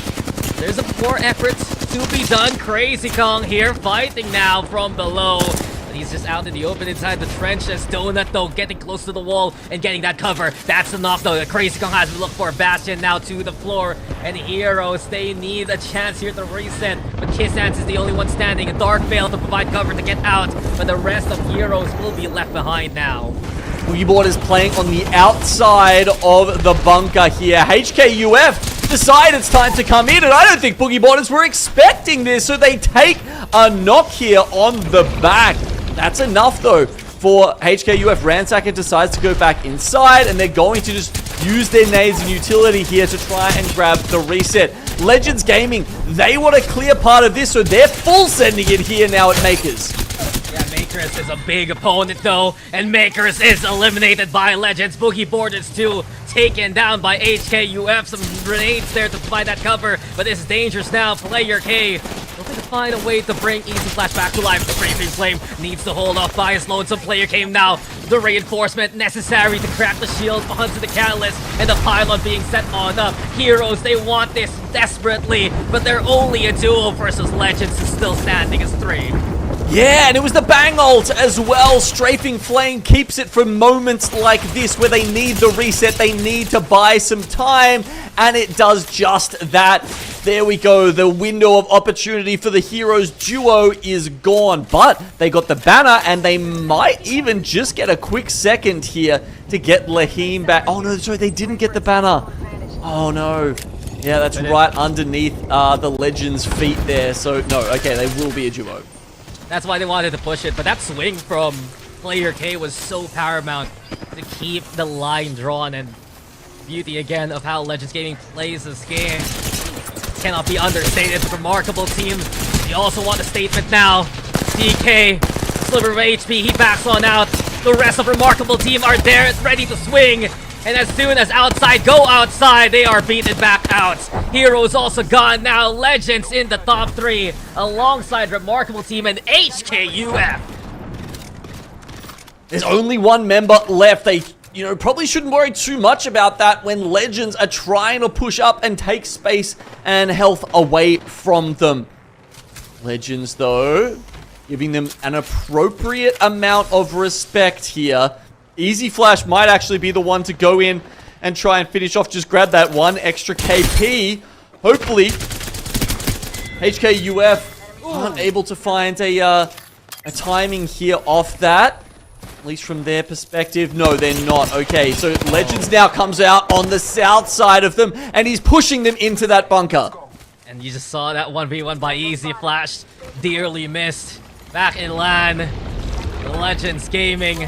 I mentioned it a while ago in our pre-show, Genome. Most of their points from yesterday came from store point, came from a Cito station start. And it's looking to continue here if everything goes to their plans. HKUF, they dare challenge with the smokes now. And Easy Flash, he's all the way in the front line here. Buys lonesome by the rock. Breaks the shield though onto one. Knows there's gonna be a swing here on the other side. Mike's right behind him. Nades two, and Legends Gaming need to regroup. This last fight's been a little bit more like a game of chess here, and I think they've finally taken too many of the other pieces here with HKUF triple cracked, and now with Ransacker and Black Road to try and lift this out. I don't think they're gonna do it. Legends Gaming come up and over the top. Could this be a second match series win in a row for our best team in APAC South seemingly at the moment, Dax?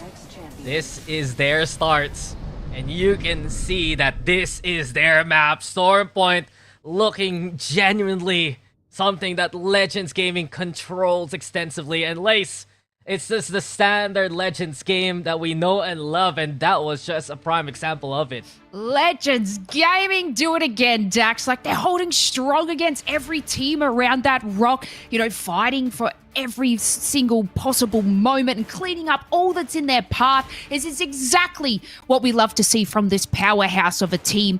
And, you know, like, they're sitting in third place at the moment, tied with Makers, but this game alone would most definitely skyrocket them to the top. You know, we've got a couple of teams that are only like 1 point difference, but you know, having as many kills as Legends Gaming, this is it. This has pushed them right to the top. We saw them take out the win in the last 6 matches from yesterday, Dax, and like Genome says, I reckon they could definitely do it again. I mean, this is just par for the course. 16 kills for Legends Gaming, first place. That's what, 28 points under their belt, and that should really bring them to the forefront after everything's saying it's done. But this was such an incredible Storm Point game for two reasons. That the gazebo's so vital for the likes of Legends Gaming and a remarkable team that made it to the top three.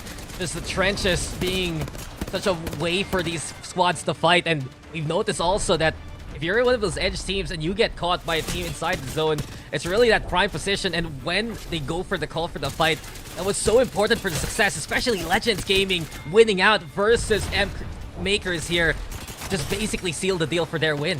Yeah, and we saw it yesterday as well with, you know, Legends Gaming and Player K being like the quite literal rock and the anchor for the team to get a reset. And again, we've seen that from Player K just in this match alone, you know, utilizing the fences as Watson just to create that space so they can absolutely just, you know, fend off these teams that are pushing through. And then we love to see Easy Flash come in, just be able to take the straight 1v1 with absolute confidence for this team to sort of just take this straight 3v3. Yeah, and I love that you pointed that out because it just feels like for Legends Gaming, they're honing in on what they're good at, and especially with Player K getting more and more renowned with what he's done with the snipers, with the support, with the swings. But Easy Flash, I said it a while ago, it has missed his performance, and you can see why. 10 kills out of the 16 Legends Gaming did, 2k damage, but Strafing Flame consistently also hampering anyone against them, 3k damage for the IGL. I couldn't even hold in my excitement, Dax. That's just one cracker of a match for them again.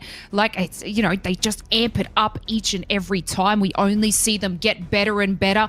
And, you know, as I said, they were sitting about third just before we went into this match, but that has got to take them over to the lead, and what a lead that they have.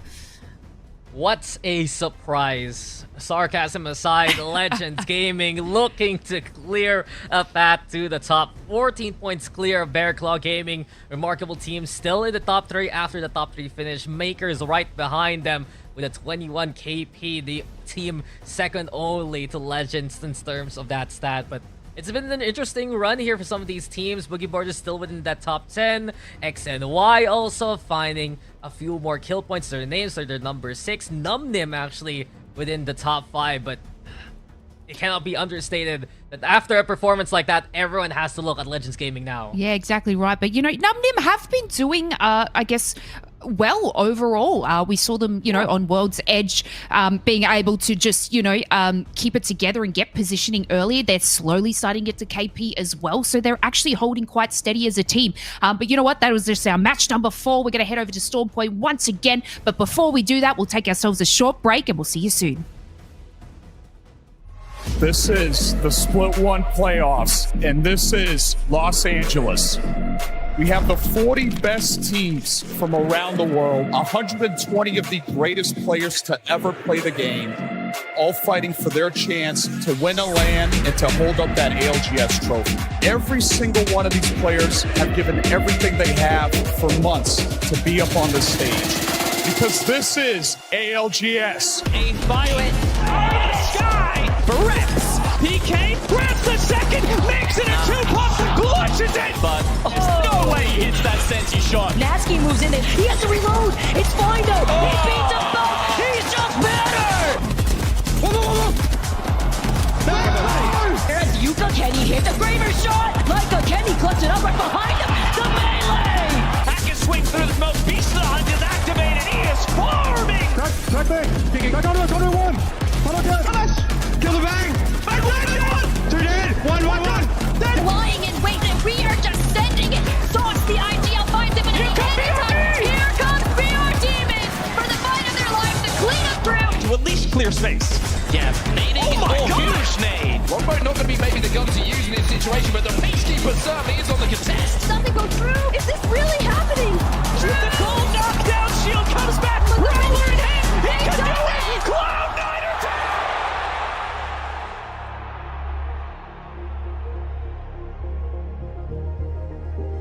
3 days ago, we started with 120 of the greatest players from 6 different regions from around the world, and now we're down to just 60.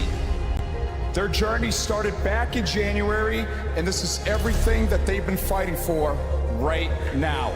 Only one team will be crowned our newest ALGS LAN winner, but all 20 teams will be fighting for their share of $1 million.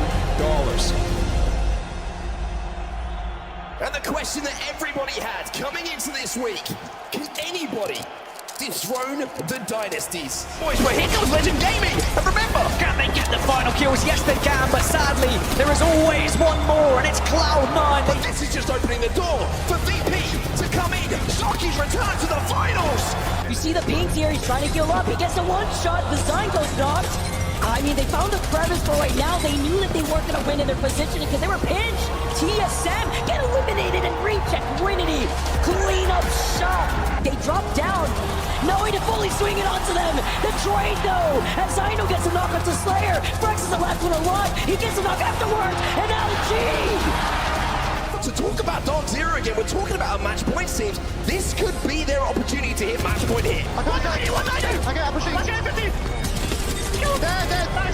One more placement is all Rejequinity need so far. And there we go, as Serenity and Dark Zero eliminated, Rejequinity will cross that threshold. 2 teams already at match point, but we need to get that dub. They think they're safe, but they're waiting for them. They're waiting for them. The jump from Elevate to catch match pointing Dark Zero off guard. No banner for you. They don't make match point. Elevate come in. And Elevate from 0 to 100. Fnatic have moved up to match point here, but that might be it for them in this game. Zero goes down to Coifel. Legends may have saved the day. And now they're pushing down to keep it going. Following up with Jens, the last one alive. Legends try to fully send it. It's up to them, but they take out Dark Zero. The full 307 are back up, and they're going to send it in. Nasky stands up. No way!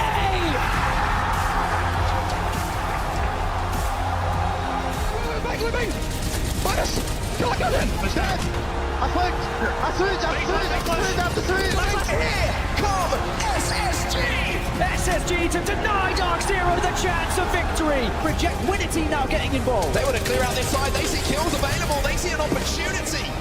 to clear out SSG and take control of this side of zone. 5 remain. Fnatic still alive and still approaching from the south here. And Aurora just lost one of their rotation. It might be 2, it could be all 3. And another match point team goes down. Fnatic are thinking the same thing at the moment, trying to get Leica back to his feet, but F will go down as well. They're on us, ready. Hinting. In barrels. 07 eliminate, but it's all up to Waltzy now. Fnatic will go down. No, not much will fall as well. We're down to 6 squads.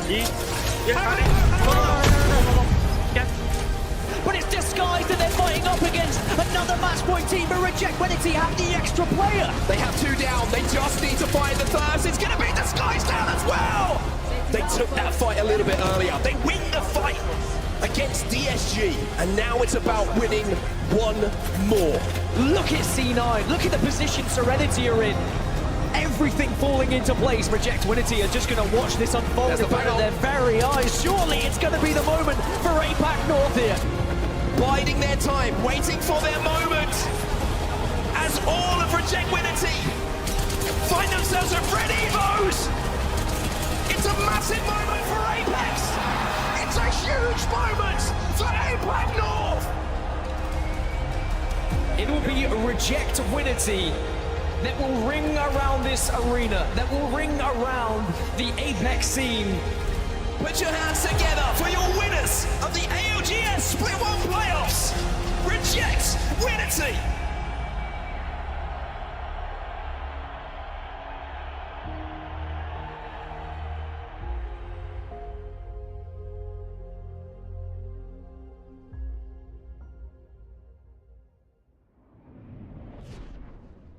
And if you're just joining us, we are watching a stacked lobby here, Dax. So, APAC-South with groups A versus C. The powerhouse team themselves, Legends Gaming, take the win in match number 4 with a whopping 16 kills under their belt. It's a nice little lead over Bear Claw and Remarkable. Yeah, we had a feast of incredible games so far, and Legends Gaming, it's the usual. They're just happy and hungry to keep going for more. I just go back at the incredible stats that they had. 2k damage for Easy Flash, 10 kills, 3k damage for Strafing Player K, always a marksman, and it's just been the system that always works. But HKUF doing an incredible job also, making it to 2nd place after the struggles from yesterday, and especially as they were the last team that really qualified from the Pro League qualifiers. So getting a good result in a stacked lobby like this bodes well for HKUF, and especially a remarkable team who's still within that top 3 in terms of the standings. Yeah, like if we have a look at, I guess, those middle teams taking out Legends Gaming, they're very close together. It could easily be shuffled around. We have Makers at about 35, Numnim at 32, X and Y sitting about 31 points. So, there is so much, I guess there's a little bit of room for everybody to shuffle and move. It could just take one game for this team to skyrocket to the top. But, Legends Gaming, we have to talk about them. They secured themselves 25 split points in yesterday's matches. And you know what? They might even, I dare say, do it again for split 2. But our favorite little thing that we love to look at, these ones that hold on for dear life for their team just to solidify some extra placement, Dax. Here we go. Our rat spots. I mean, extra placement, yes, for MDY, especially with Bebe there in World's Edge. But for Ronin and what's been happening to Barbecue, they've just been losing these early contests and early fights versus Great Fanta. That one game where he effectively lost his squad, brought them back up, his teammates died again, and he's like, I'm playing Revenant just to pounce away from the opponents. That's it's not the best thing for Barbecue right now. Yeah, well, let's see if they can rat their way to the top this time. Let's head over back to Storm Point. This is game number 5. Another one on Storm Points, and another one perhaps for Legends Gaming. The stats have been saying so far on this map, and they are in first place because of it. If you guys are just tuning on in, this is game number 5 in our first series of the day between A and C, our first set rather. It is still Storm Point. I'm still here joined by Genome, and from what we've seen so far here, my friend, what can we even do against Legends Gaming? Because they just have such a good spot on Cito to go anywhere in the map here. Yeah, look, not even just a good spot, Dax. They got the hot zone this game. They've got a juicer that's spawned very much within the POI, like a lot closer than you usually would get to where you're landing. I'm surprised that Easy Flash didn't just hit it straight away, actually. He was sort of looting over towards that side. And then look, the zone's not even that far away, honestly. So this is a pretty good deal for Legends Gaming. Actually, could I just point one thing out, Dex? The rat stat. How is no one mentioning that the rats with the highest time spent alone there was Ronin? You know, literally like a samurai that like travels around by themselves, essentially. Like that was perfect. Come on. Okay, I see you, Mr. Wordplay. I get it. And it just hasn't been the best case for barbecue. There's such an outlier in terms of competition, right? They're trying to bring in that Pro League qualifier to comp here within the split 2 itself. And that's what you were saying back in the qualifiers, that it just might not be enough to go for hard mechanics. They're in 20th place, unfortunately, because of it. On the other hand, teams that adjust, teams that have a little bit of, I'd say, versatility too, remarkable team, up 3, still running the Valkyrie and Caustic together. Yep, one of the only teams, maybe even the only team, that's picking that one up at the moment. A couple of changes to his kits have made a drastic change to his pick rates here. So obviously we've changed over to Storm Point now, and you know, that's going to change the drop spots. It's going to change how strong the position these teams have to play from, as some of them just come into the mid-map very, very quickly here. You can actually see Numnim taking the roof,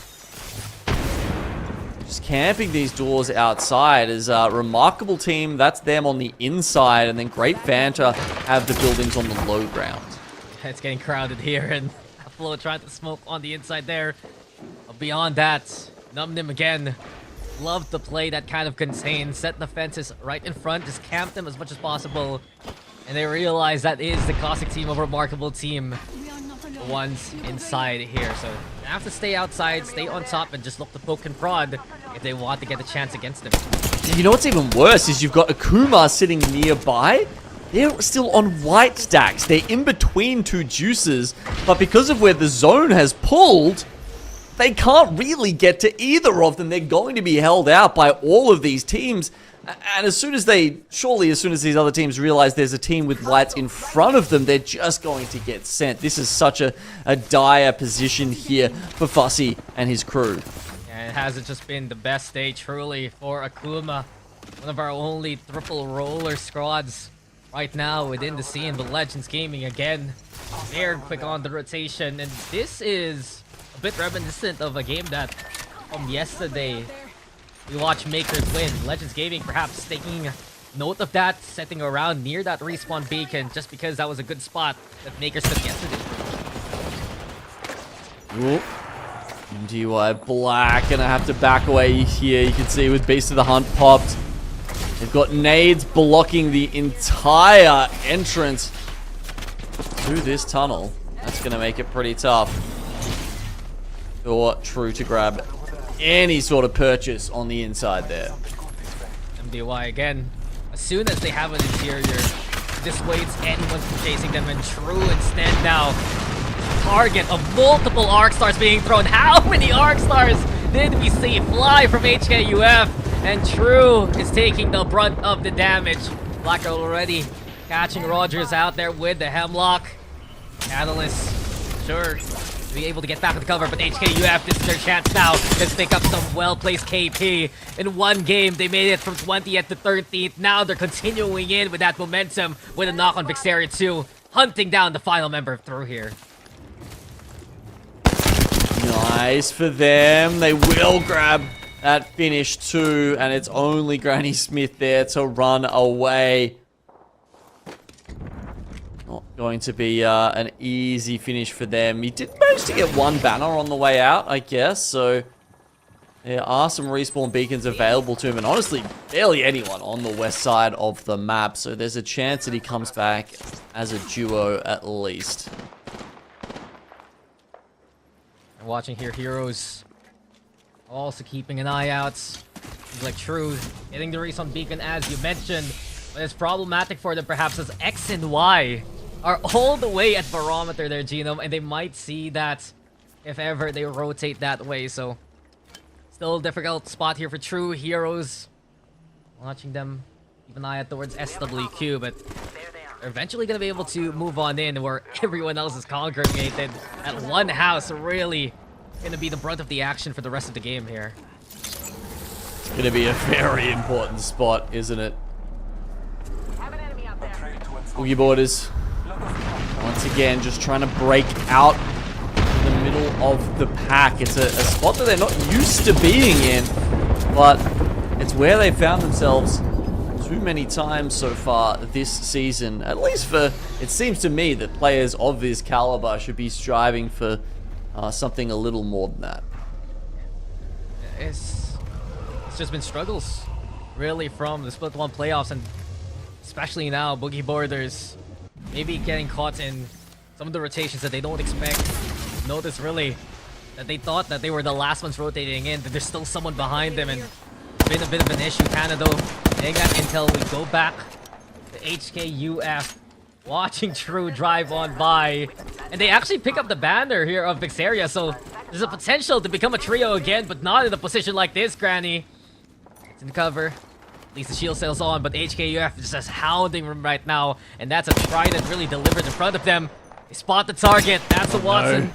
And he's very low HP too. This is going to be easy pickings for HKUF. That pylon broken very quickly by Hong Kong Falcons. Eventually, they're going to go back into cover, but this is still True in a desperate scenario. Yeah, this is some kill race farming here from HKUF as they get, what is this, their third, maybe even fourth KP out of True. And you can see Rogers is all the way by himself up there in Cascade Falls. We'll be able to bring Vixaria in, as you said, but, you know. You're just swapping duos at this point. Yeah, come on, mate. Oh, no. That is just so unfortunate for True. And sure, a banner to be used. And as soon as he lights that beacon up, War Monster, Firebird, Kill Devil, those two teams can bounce on them. Well, there's 4 teams that have to rotate past him to get into the zone. I don't know, like, Rogers may not be aware of this, but he is about to get absolutely mugged. Second respawn beacon for True. And the series of unfortunate events will look to continue from there. But hey, resilience, that's pretty cool from them. Kirklow Gaming, on the other hand, fighting near the gates of Jurassic. They do slide on away because that's X and Y with their long rotate. Purple armor, though, look very deadly decisive. The Havoc, the Hemlock, Meta Guns too. And X and Y so precise. Bearclaw Gaming can't handle them. That said, it's not all over here in Jurassic Park. There's more monsters to deal with here with MDY Black also popping Blood Ult here.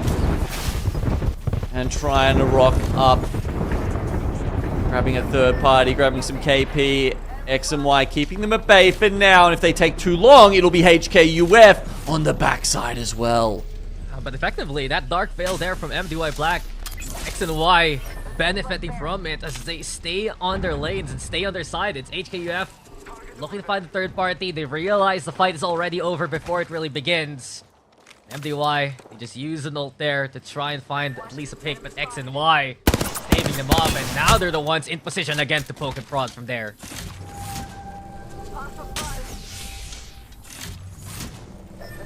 Is that the sniper tower going up? Yeah, it is. Yeah, that was kind of. I was like, damn, I haven't heard that sound in a while, actually, on the broadcast. But there it is. HKUF want to get a better vantage point, and it'll serve them pretty well, especially when, you know, a lot of Jurassic Park will be in these next circles. So I like that position up there for them.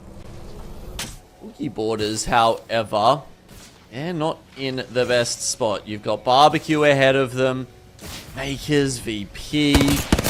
Barbecue are double holding the buildings though, so I guess the issue is, can they take over one of them? Meanwhile, there's also 3 teams behind them that they are at risk of getting zone wrapped by. Boogie Boarders there, Lightning Unicorn already hampering the progress of outside, and our duo squad continuing on, doing the best that they can as a duo. But look at the green screen, sir! True with their third respawn beacon, and they are back up to a trio. Congratulations to True. Oh, they got all 3 of them!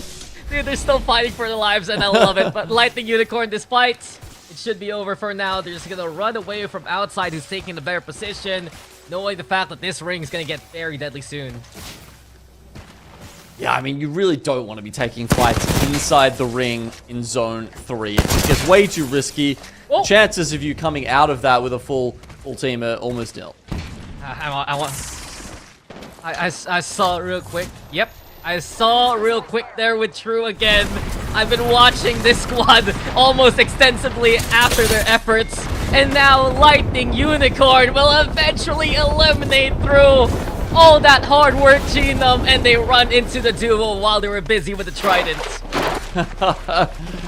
Oh, a little bit unfortunate there. They thought they finally had a chance, but no. And there we go. We were talking about how Akuma were really just stuck in a horrible spot there where it was impossible for them to charge up their Evo in time, and Legends Gaming, they make mincemeat of them in the middle of that circle. Legends Gaming, very happy with how this game is going, and this next ring pull still possibly gonna go in their favor. Akuma, I believe, has been overrun. Numnim nearby, but we're watching SWQ now look to make their way in. And it's Makers and Kill Devil, the ones looking at them. High ground though, looking to snipe that pylon. Gaming, oh, they're getting sent here. Player K and Easy Flash, they found the knocks. That nade onto Nicholas, absolutely huge. Legends just beating back Great Fanta from where they came. Outside eliminated off screen, and we're down to 15. But this is an easy fight now for Easy Flash as they're hunting the last member, the solo here. Just wiping the knockdown shields and wiping the members of Great Fanta that dare fight them. Alright, X and Y. In the middle of this again. And it was a remarkable team that they took the skyward dive in to try and take that position in Jurassic, but X and Y will not let them have it, and off the back of 6 KP now, they've got 2 red armors for themselves to work with. Yeah, but Legends Gaming snowballing too. They realize there's only one team left on the southeast, and they overrun them so quickly. 10 squads immediately remaining. So quick now with how these squads are getting wiped out. But Boogie Borders versus Pro, MDY, very close to one another. Kill Devil still there too, but we're still on X and Y here. Over at Jurassic, the fight that we've been waiting for. The fight between HKUF and X and Y. It might happen here. The Rolling Thunder, the kick things off for JR to back away for now. So HKUF, they retreated from the Sniper Tower into the tunnel there for a little while. But now it is finally time to try and take on X and Y. It's going to be an incredibly hard fight for them. They would have to out-trade them by something like 200 damage just to have a chance in this fight. Yeah, this fight has gotten tougher and tougher the longer they were stalling for it. And HKUF, they're gonna need to go above and beyond to win that, but we're still here at Virtus Pro, who've been struggling actually in this lobby within the bottom 10. East of the hunt right now, Pricey, the only one still standing, but they're cornered here by Gobgas and the rest. Sharky falls now, Pricey, the sliver of HP, but Sharky seems like his Rolling Thunder still putting in work. Lightning Unicorn, the duo that's been doing dirty work so far, eventually eliminated, but Pricey's the only one standing here. The damage has been done, and X and Y now, they're ready to pick up the pieces, waiting for this KP to be delivered. HKUF, this is their demise here.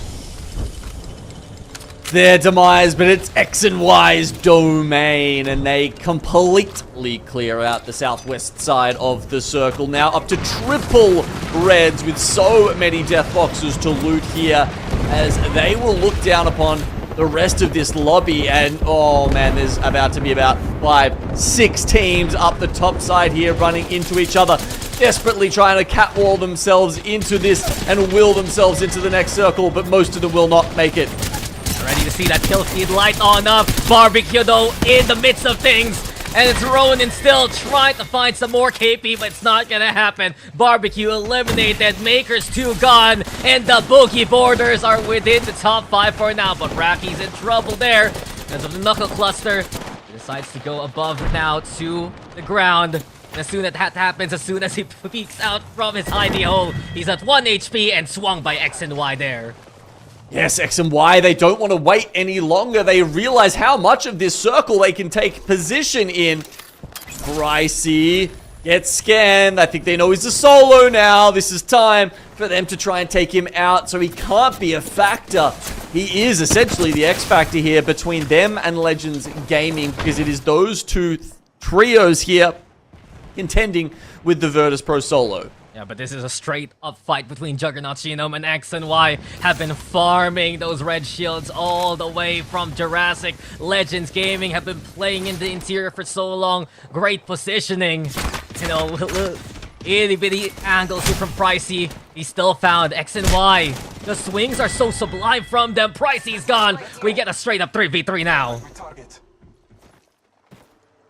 Definitely the armor advantage goes to X and Y. They've moved up to 50 points. That is incredible for them.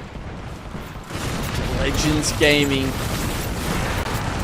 And they use their position and their skill to outtrade X and Y for the win. It's a fight for the top spots. X and Y in second. Legends Gaming goes so far away in first. And now with the knock from Player K, it's the beginning of the end of X and Y. Legends Gaming keeping things going on Storm Point. And the back-to-back is all but secured. Legends Gaming take another one.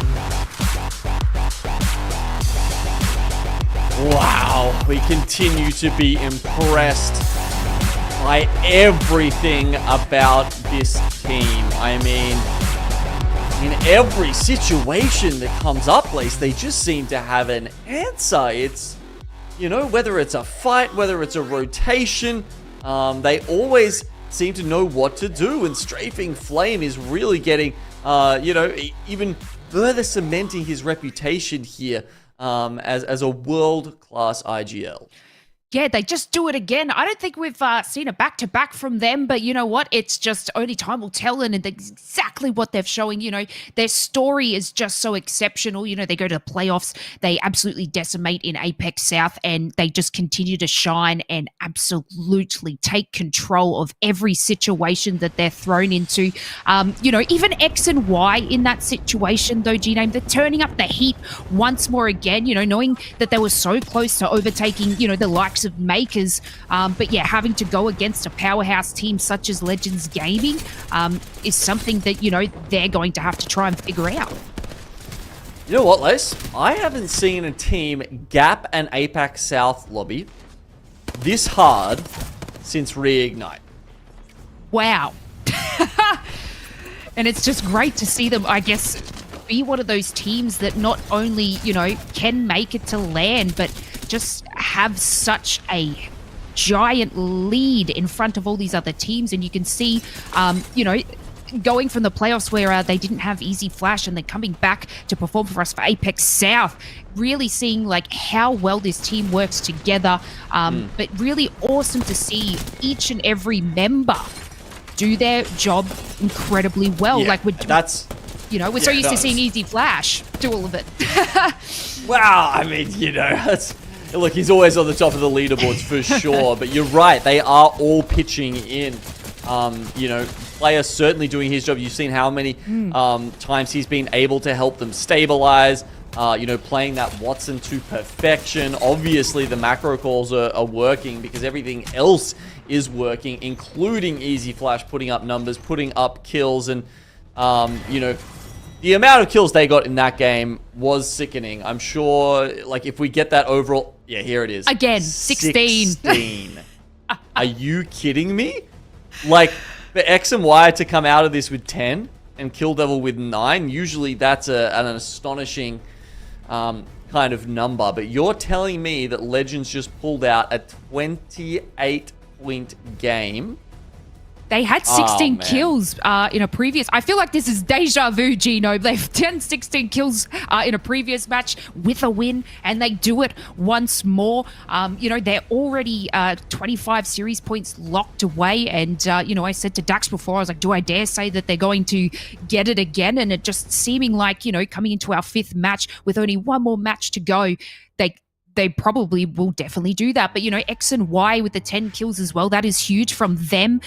They, you know, they were sitting in the 6th place position, but that most definitely should have pushed them further up the leaderboard. As we take a look exactly what's happening right here, and they do. X and Y move up. Yeah, X and Y are moving up 4 spots there, actually, into second. So, yeah, look, that's definitely a nice one from them. You know, they've had some banger games today, a 22-point game and a 19-point game over Legends, who, as you said, got 28 points apiece in the last 2 games. And they've kind of been ramping up as well, right? They had 7, 5, 15, 28, 28. Who knows? Maybe there's more to come in Game 6 here. Either way, yeah, I am just truly blown away with how good Legends Gaming are right now. No one else in this lobby is coming close to them. Yeah, I talked about such a stacked lobby today as well. Like our games yesterday, Legends game, I think got 67 points for all 6 matches, and now they're doing even more with such strong teams coming through. Like, I just don't know what has been in their water or what they've been drinking, but it's definitely working for them. And we're going to take ourselves another short break, Genome, and we will see you back for game number 6.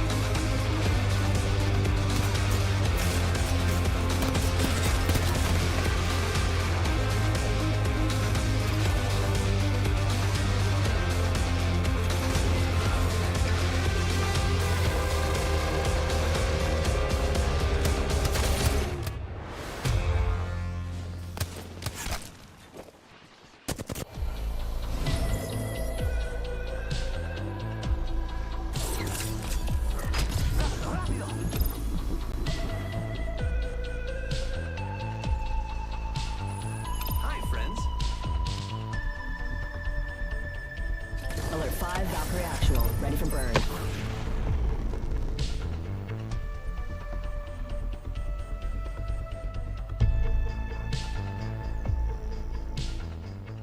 Welcome back, everyone. We have such an incredible bunch of games so far. You know, the last game is coming up for Groups A versus C, Genome. You know, with Legends Gaming with a drastic lead above the rest. Not only that, they got back-to-back wins with 16 kills each. I don't think there's much that can stop this team. Yeah, certainly not the other 19 teams in this lobby. That's kind of the impression I'm getting. They are just running away at this point. I mean, yeah. Look, drastic is a good word for that. I think, and you know, the other teams are going to have to take drastic measures if they want to get anywhere even close to Legends Gaming, who are looking to actually close this out with 3 wins. I mean, imagine if they clean swept Storm Point, Lace. That would be pretty incredible. Yeah, so not only do they have 25 series points for our matches yesterday, they're in contention to definitely do that again, but we do have a thing, bonus points, Genome. I believe if they get the next win, they could be eligible for an extra point added onto their already tally, so that could be huge from them. That would be incredible. I don't think we got one in Split 1, if I'm remembering correctly, for APAC-South at least, there, Lace. And, you know, you have to go back, honestly, to teams like Reignite when they were in APAC-South to get those kind of bonus point performances. So wouldn't that be fitting if they started to stamp themselves on this as, you know, the real standout team of the region? Yeah, well, Makers almost did it yesterday. Legends might be doing it today. Let's find out. This is our final game for Groups A versus C. Let's go have a look.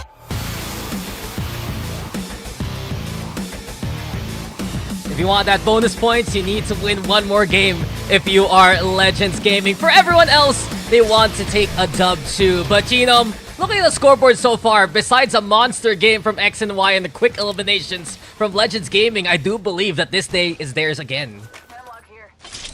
It seems almost certain at this point, doesn't it, Dax? I mean, they are, what was it, 33 points ahead? I mean, even their banger games of 28 twice in a row, you'd need even more than that, which seems pretty much insurmountable at this point. So, starting off with a clean 50 points, you know, split points in the overall standings is pretty nuts here for these lads.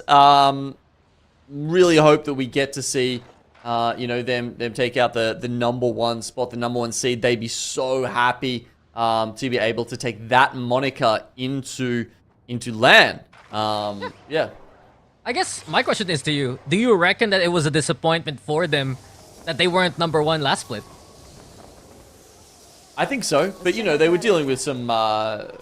you know, some circumstances which made things a little bit harder, you know, with Strafing going through some stuff there. So, you know, maybe explainable, understandable, but it didn't take away and certainly didn't hinder their performance, coming out so well and swinging in that final lobby at LAN, which, of course, they, you know, walked away with a very, very high placement.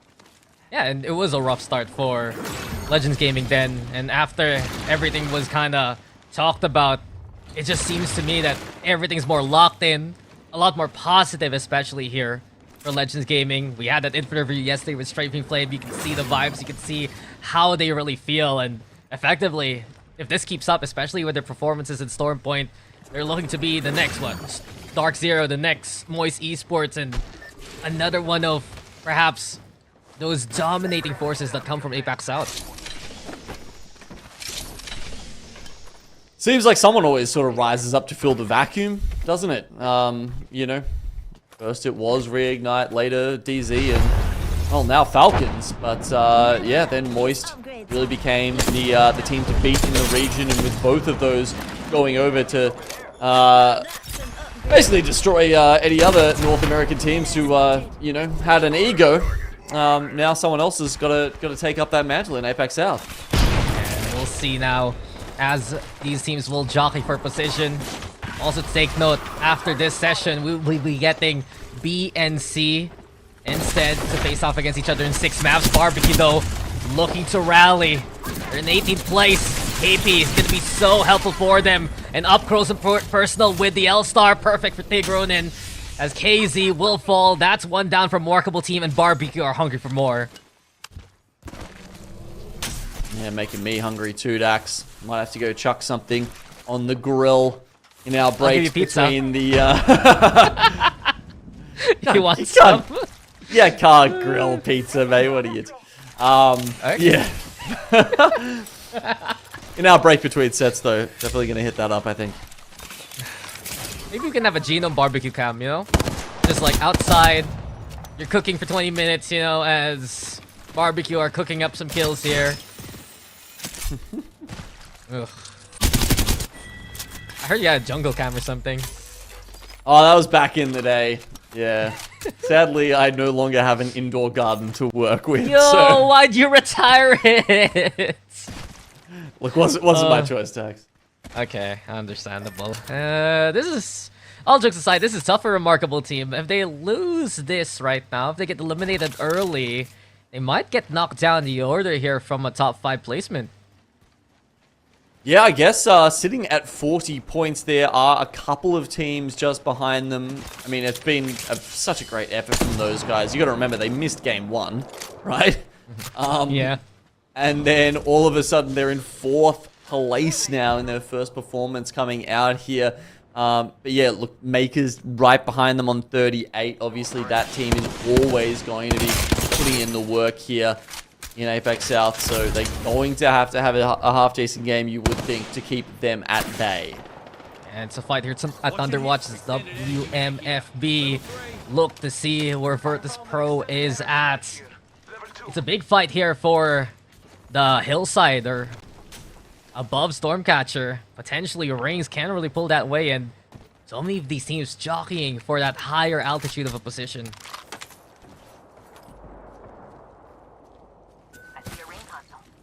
Heroes hoping to sneak in on the edge here.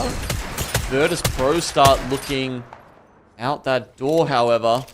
They will notice them. They have been spotted. First few shots exchanged. The War Monster Firebird, they can hear this as well, and they're piping in shots on the other side, so Virtus Pro need to make sure they're not taking too much damage from either of the teams as they actually get Lahim to flesh as he tries to fly in and take the roof. Yeah, Virtus Pro doing some damage. Heroes, they land on the other side, but are they aware War Monster Firebird is right under their noses? We did see a Remarkable Team that should be them up to a duel at least. It's been a bit interesting here, Genome. Heroes as well as Virtus Pro struggling to return to form in their first series back in the region after the Split 1 playoffs. And I wonder if they can recover, especially in their second set later on today. Yeah, well, they finished Split 1, 8 out of 30 teams, Dax. It's a decent performance, good enough to get them to land. That said, in Split 2, it won't be. You need to be top 7 now. So Heroes essentially do need to step it up from their Split 1's performance if they want to have another crack overseas. Yeah, and it was an okay performance too in LAN, within the top 30 position, and I guess after, unfortunately, missing a year under the Devil United banner, they did at least make it back to that LAN. See if Heroes can do it again coming into this split. But this ring, very familiar to so many of these teams in APAC South. Very familiar if you even play Stormpoint. As soon as you see this kind of pull, you know you're going to have to play that cliffside, that hillside there. And Bearclaw, they notice already one of these teams, SWQ on one side, Numnim on the other, and Bearclaw sniping to bring up those shields. Such a hard spot to play from this hill. I mean, Watson fences, they can only keep you safe from so much. It's the cover that's usually the problem. You know, not being able to worry about nades and whatnot because you've just got so many angles to think about, especially this early in the game. It'll get a little bit easier once we get to circle sort of, you know, 5 or 6. Because it is pulling up onto that hill, Dax. We're definitely going to end somewhere around there. Oh, and SWQ is not enough cover to survive. Heck, having a heyday there with the Sentinel. Easy pickings, courtesy of Bearclaw. And while this happens, oh no, not even NumNim. NumNim's actually rotating with a single player to try and find a flank versus SWQ, who's looking for the reset. And if this timing works out, well, it's not even gonna happen, as Bearclaw already eliminate SWQ, and they see NumNim actually taking that position now. I mean, NumNim is spread across both sides of the hill right now.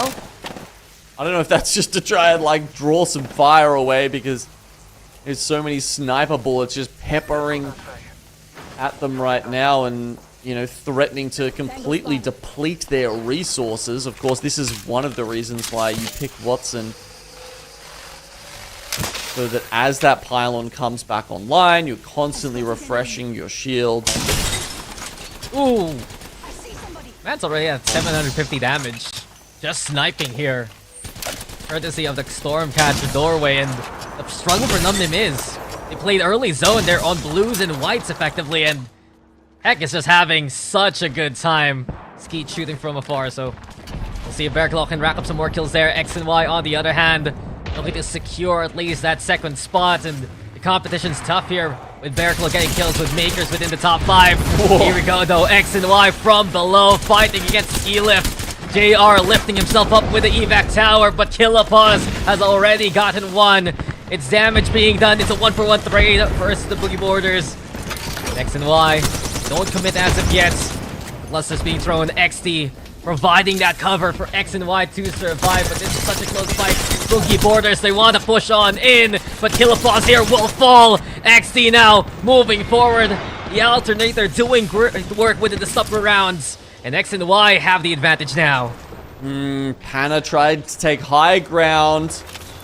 He's gonna get chased away by a remarkable team as X and Y lick their wounds. Should be back to full health in just a second. And there we go. It's a full reset for them. And now they look to go on further and solidify that second place. As we mentioned, first is out of reach for X and Y. But that doesn't mean they can't continue and stop all comers below them. And they're hunting down Panna here, who has the banners available. X and Y wants to get the full squad wipe as Lightning Unicorn, the duo that is doing all they can. 15th place, not too bad for 2 people so far, and somehow they survive. They do narrowly avoid remarkable team, and outside there as the Boogie Borders have been hunted down by X and Y, and that's gonna be at least the first skirmish towards the ski lift here. Completely done for. Lightning Unicorn, despite being a duo the entire day, have still managed to outplace 5 other teams. Yeah. Congrats to them. I mean, that's, you know, 5 points is better than 0 in terms of the split standings. Yeah, it's just a re-roster that has worked well for Lightning Unicorn. You still have Gopcaps, but Alpha 5th or Bang Papa 5th from... what team was that? Full Engage, if I remember correctly. The standout, really, of that squad. Just looking to find even more talent in such a hefty Thai scene already. And interesting enough, actually, in this A and C matchup, we get all our Thai players on the board ready to fight one another. But speaking of now, Akuma on the other side, Yukoi, Crusader, Fussy, fending off anyone in Command Center. It's Ransacker and the rest of HKUF. Crusader, he gets on the board, but with Yukoi traded here, seems to me that Akuma wants to at least take this fight here. Rolling Thunder as they retreat and look to find cover outside. Yeah, but there's so many teams. I mean, True's holding the high ground here, way up in command, and then you've got X and Y just routing them as the duo from Akuma now reduced to 1, and they're also going to have to contend with a blood-altered Lightning Unicorn coming out and playing a part in this as well. They actually get deleted by X and Y. Oh, another really one! Want to make the most of this. True actually dropped down to try and get involved in this. Is it a good decision? Oh, absolutely not. YC, where did that come from? But we're not done. Who's here to pick up the rest of these pieces? It's Legends Gaming, the rally that threatened the lead of Legends. X and Y will fall there. And these death boxes are just a bounty for Legends to cement this first place spot. Kraber, as well as all the loot they could possibly need here. Legends Gaming actually take a knock from Bearclaw Gaming. Oh no, the grenades rain in.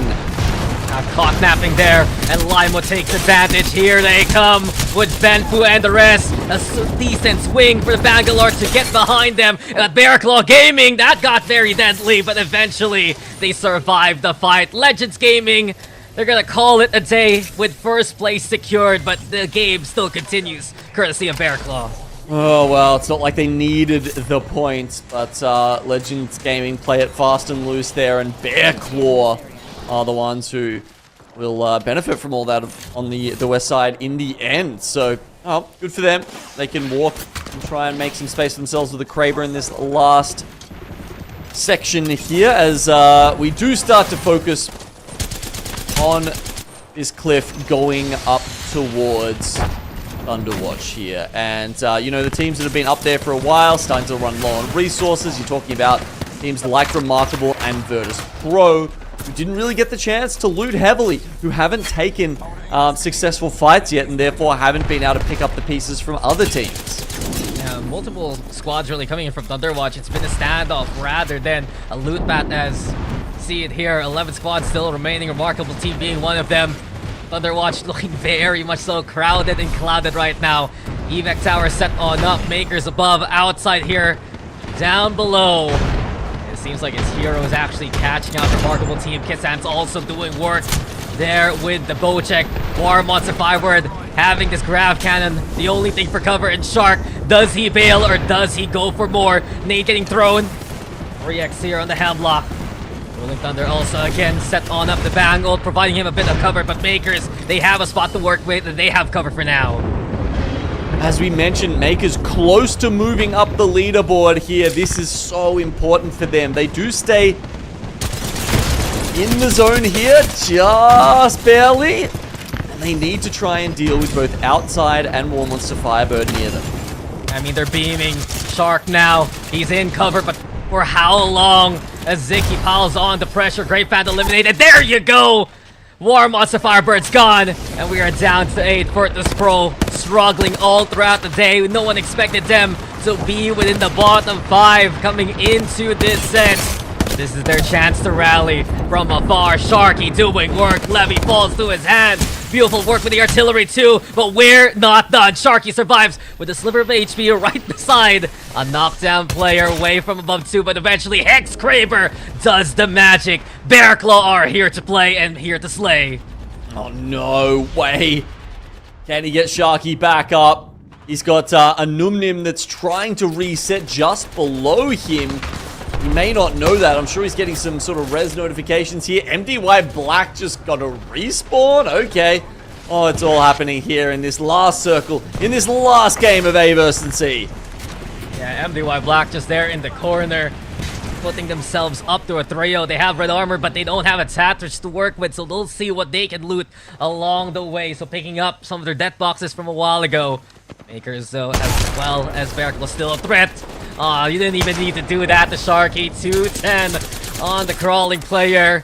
You got Heck still here with the bats, and just Bearclaw in this middle of things, but they're the ones in control with everything that they have here. Yeah, Makers, of course, up on the hill. Bearclaw trying to delete these other teams who are in shambles below them, because you've got Kill Devil and Way actually going in for the assist there at the end. Still, the teams of up the top of Thunderwatch, usually they get pushed out of position a little bit earlier, but this particular zone has afforded them so much time to just stay up there, and as you can see, they'll even be within Zone 5, Dax. Yeah, they're still safe here, and the high-low is set up by both outside as well as Makers. MDY Black, the ones looking at Bearclaw right now. Heck has 2 bullets left in the Kraber. Looking to make those count and even a Moby for a bit more cover, but it's really the threat of Thunderwatch that Bearclaw is wary of. They're rallying here to get even more points on the board, but MDY Black is fighting them quickly. Bebe gets the knock onto Fenfu. That's the start that MDY wanted. Hex desperately putting up defenses to try and wall off the wall push itself, and outside also peeking against their opponents from above. Zipping on up. They want Makers now. The Motherload is the play. Noel Sang fighting against Zicky. Here you go with Aegis and Dexter though on the board, and outside taking a bit more than they can chew. Oh no, Heck also chipping in, and Bearclaw wants a piece of the action here.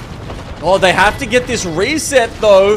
They were quite a bit behind Bearclaw in terms of points here, and I think that means that Bearclaw should maintain that number 3 position. I don't know if Makers have enough points to make it on top of them, even if they win this final fight against MDY. They've got them pinned down right now with the Motherload, and the Overshield on Zicky is gonna help them out in this last scuffle. Yeah, Makers couldn't the opposition, and they've been watching from that perch for so very long, facing up against anyone who comes their way. Now they push, and now they find MDY. Baby is gone already. Advantage clearly in favor of Makers, and they made their way to another victory for today. So it's a win for Makers yesterday with 2, here today in this set with 1.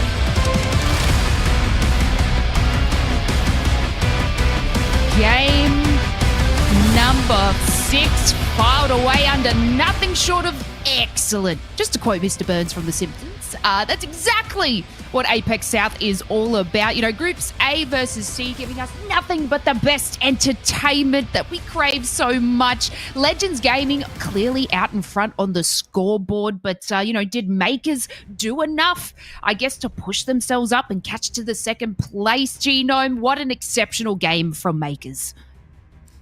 Yeah, it was a very good effort from them. I think they did luck out maybe just a little bit there by, how late that the Thunderwatch part of that zone remained in. You know, usually you saw teams prioritizing other spots on the hill because very often they're the ones that you want to be holding down, especially if you've got the Watson. You can get them set up and fortified a little bit earlier. So yeah, it was fortunate, but at the same time, you know, you need things to go your way a little bit in BRs sometimes, and then you just got to make the most of that. Yeah, and as we tune on over, watching X and Y just absolutely obliterate here, you know what? They had a nice little reset just after this fight as well, luckily to get away with the skin of their teeth, Dax. But, you know, I guess it wasn't enough here because I think steamrolling the team, here comes Legends Gaming just to clean up the mess. They thought it was free versus HKUF, and then they got even more with Lightning Unicorn delivering themselves. The threat was true, and they were like, okay, cool, we're good. Suddenly Legends, and suddenly Bearclaw. It was just such a scuffle outside Command Center, but it really goes to show how potent a team like X and Y can be, and I really wonder if they maintain that top two spot because of it. But Makers, man, you gotta go back to how they performed all throughout the weekend. From yesterday's 2 victories to today's dominance here in that 6th map. It was just so clear-cut. As soon as Outside tried to be proactive, Makers just holding them off, and that Motherload to end it all with Zicky containing MDY. It really was just Makers magic again showing up today. Yeah, you know what? It's just something that those 3 can do. They put in the damage, they put in the work, which gets them that nice win in our final match for this group. Makers with 11 kills across the board. Now, I can't do the quick maths there, Genome, but it seems like they might have creeped up. Oh, let's have a look at that scoreboard and see, Lace. We'll spare you the maths and just give it straight to you. 2nd place via tiebreaker over 3 teams. So close. 61 points apiece for Makers, X and Y, and Bearclaw. And Makers with the stellar last game there. So just to recap for you guys, they get 23 points. Wow, X and Y's biggest game, 22 points. Bearclaw's biggest game, 20 points. So they all had phenomenal games, but just by a tiny bit, Makers will grab themselves those extra split points. Insane. I just want to chime in here. And in that last game, all 3 teams did whatever they could. All 3 teams, double digits kills. X and Y got 10. Bearclaw had 13. As soon as they picked up that Kraber, it really ramped on up. But I can't believe that Makers still got it at the very end because of that victory there. But let's just have a look again at Legends Gaming. We don't even need to worry about whose time because they're just out in front once again. Coming into our next, lot of matches from yesterday. They do it again. They take the win. That earns them another bunch of series points. And they didn't even need to worry about game number 6 too much. Genome, they just knew that they were out in the lead so much that all the rest of the teams had to fight for the 2nd, 3rd, and 4th spot. Yeah, I mean, pressure completely off their shoulders at that point. And honestly, you can go into match day, you can go into the 2nd and 3rd round robins, possibly even feeling like pressure's not even on you for the rest of the split, Lace. I mean, obviously they will want to be, playing their hearts out and probably trying to grab that first seed going into LAN. But if you get 2 firsts out of your first 2 lobbies, it's very hard for teams to catch up to them, and is that early enough to start saying they're locked in for LAN? I don't know. Maybe I'm gonna make that call though.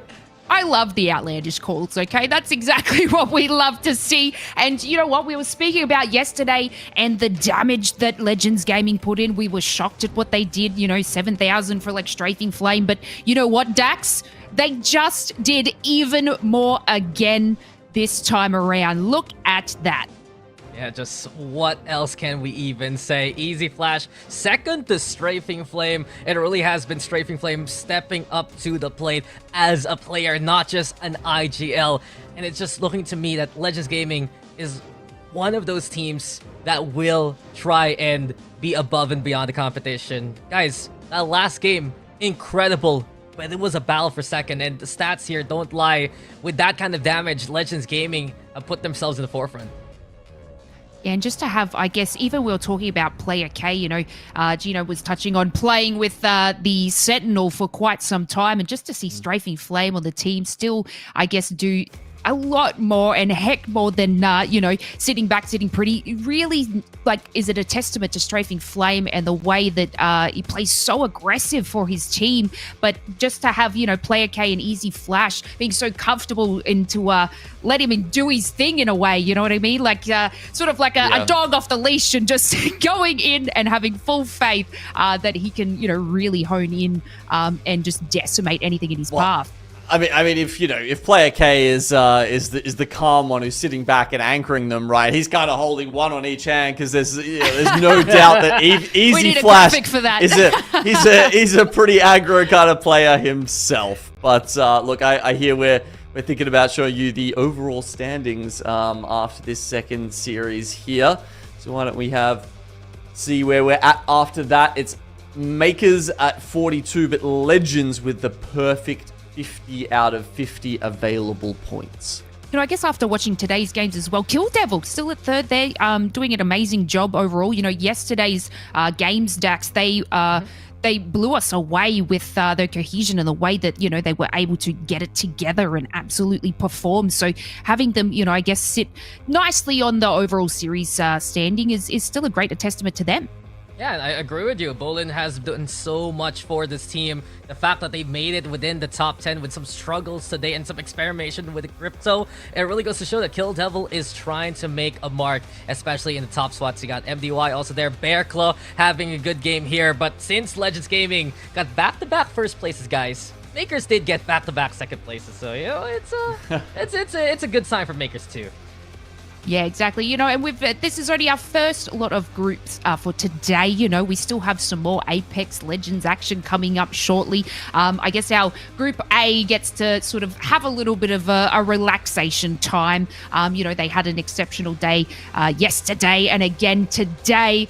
So that's, so well deserved for them. Now, speaking of breaks, guys, we ourselves are going to take a short little break. You at home take a short little break, but never fear, we'll be back for some more games afterwards. We still got 6 matches coming up for our next lot of groups. We'll see you there.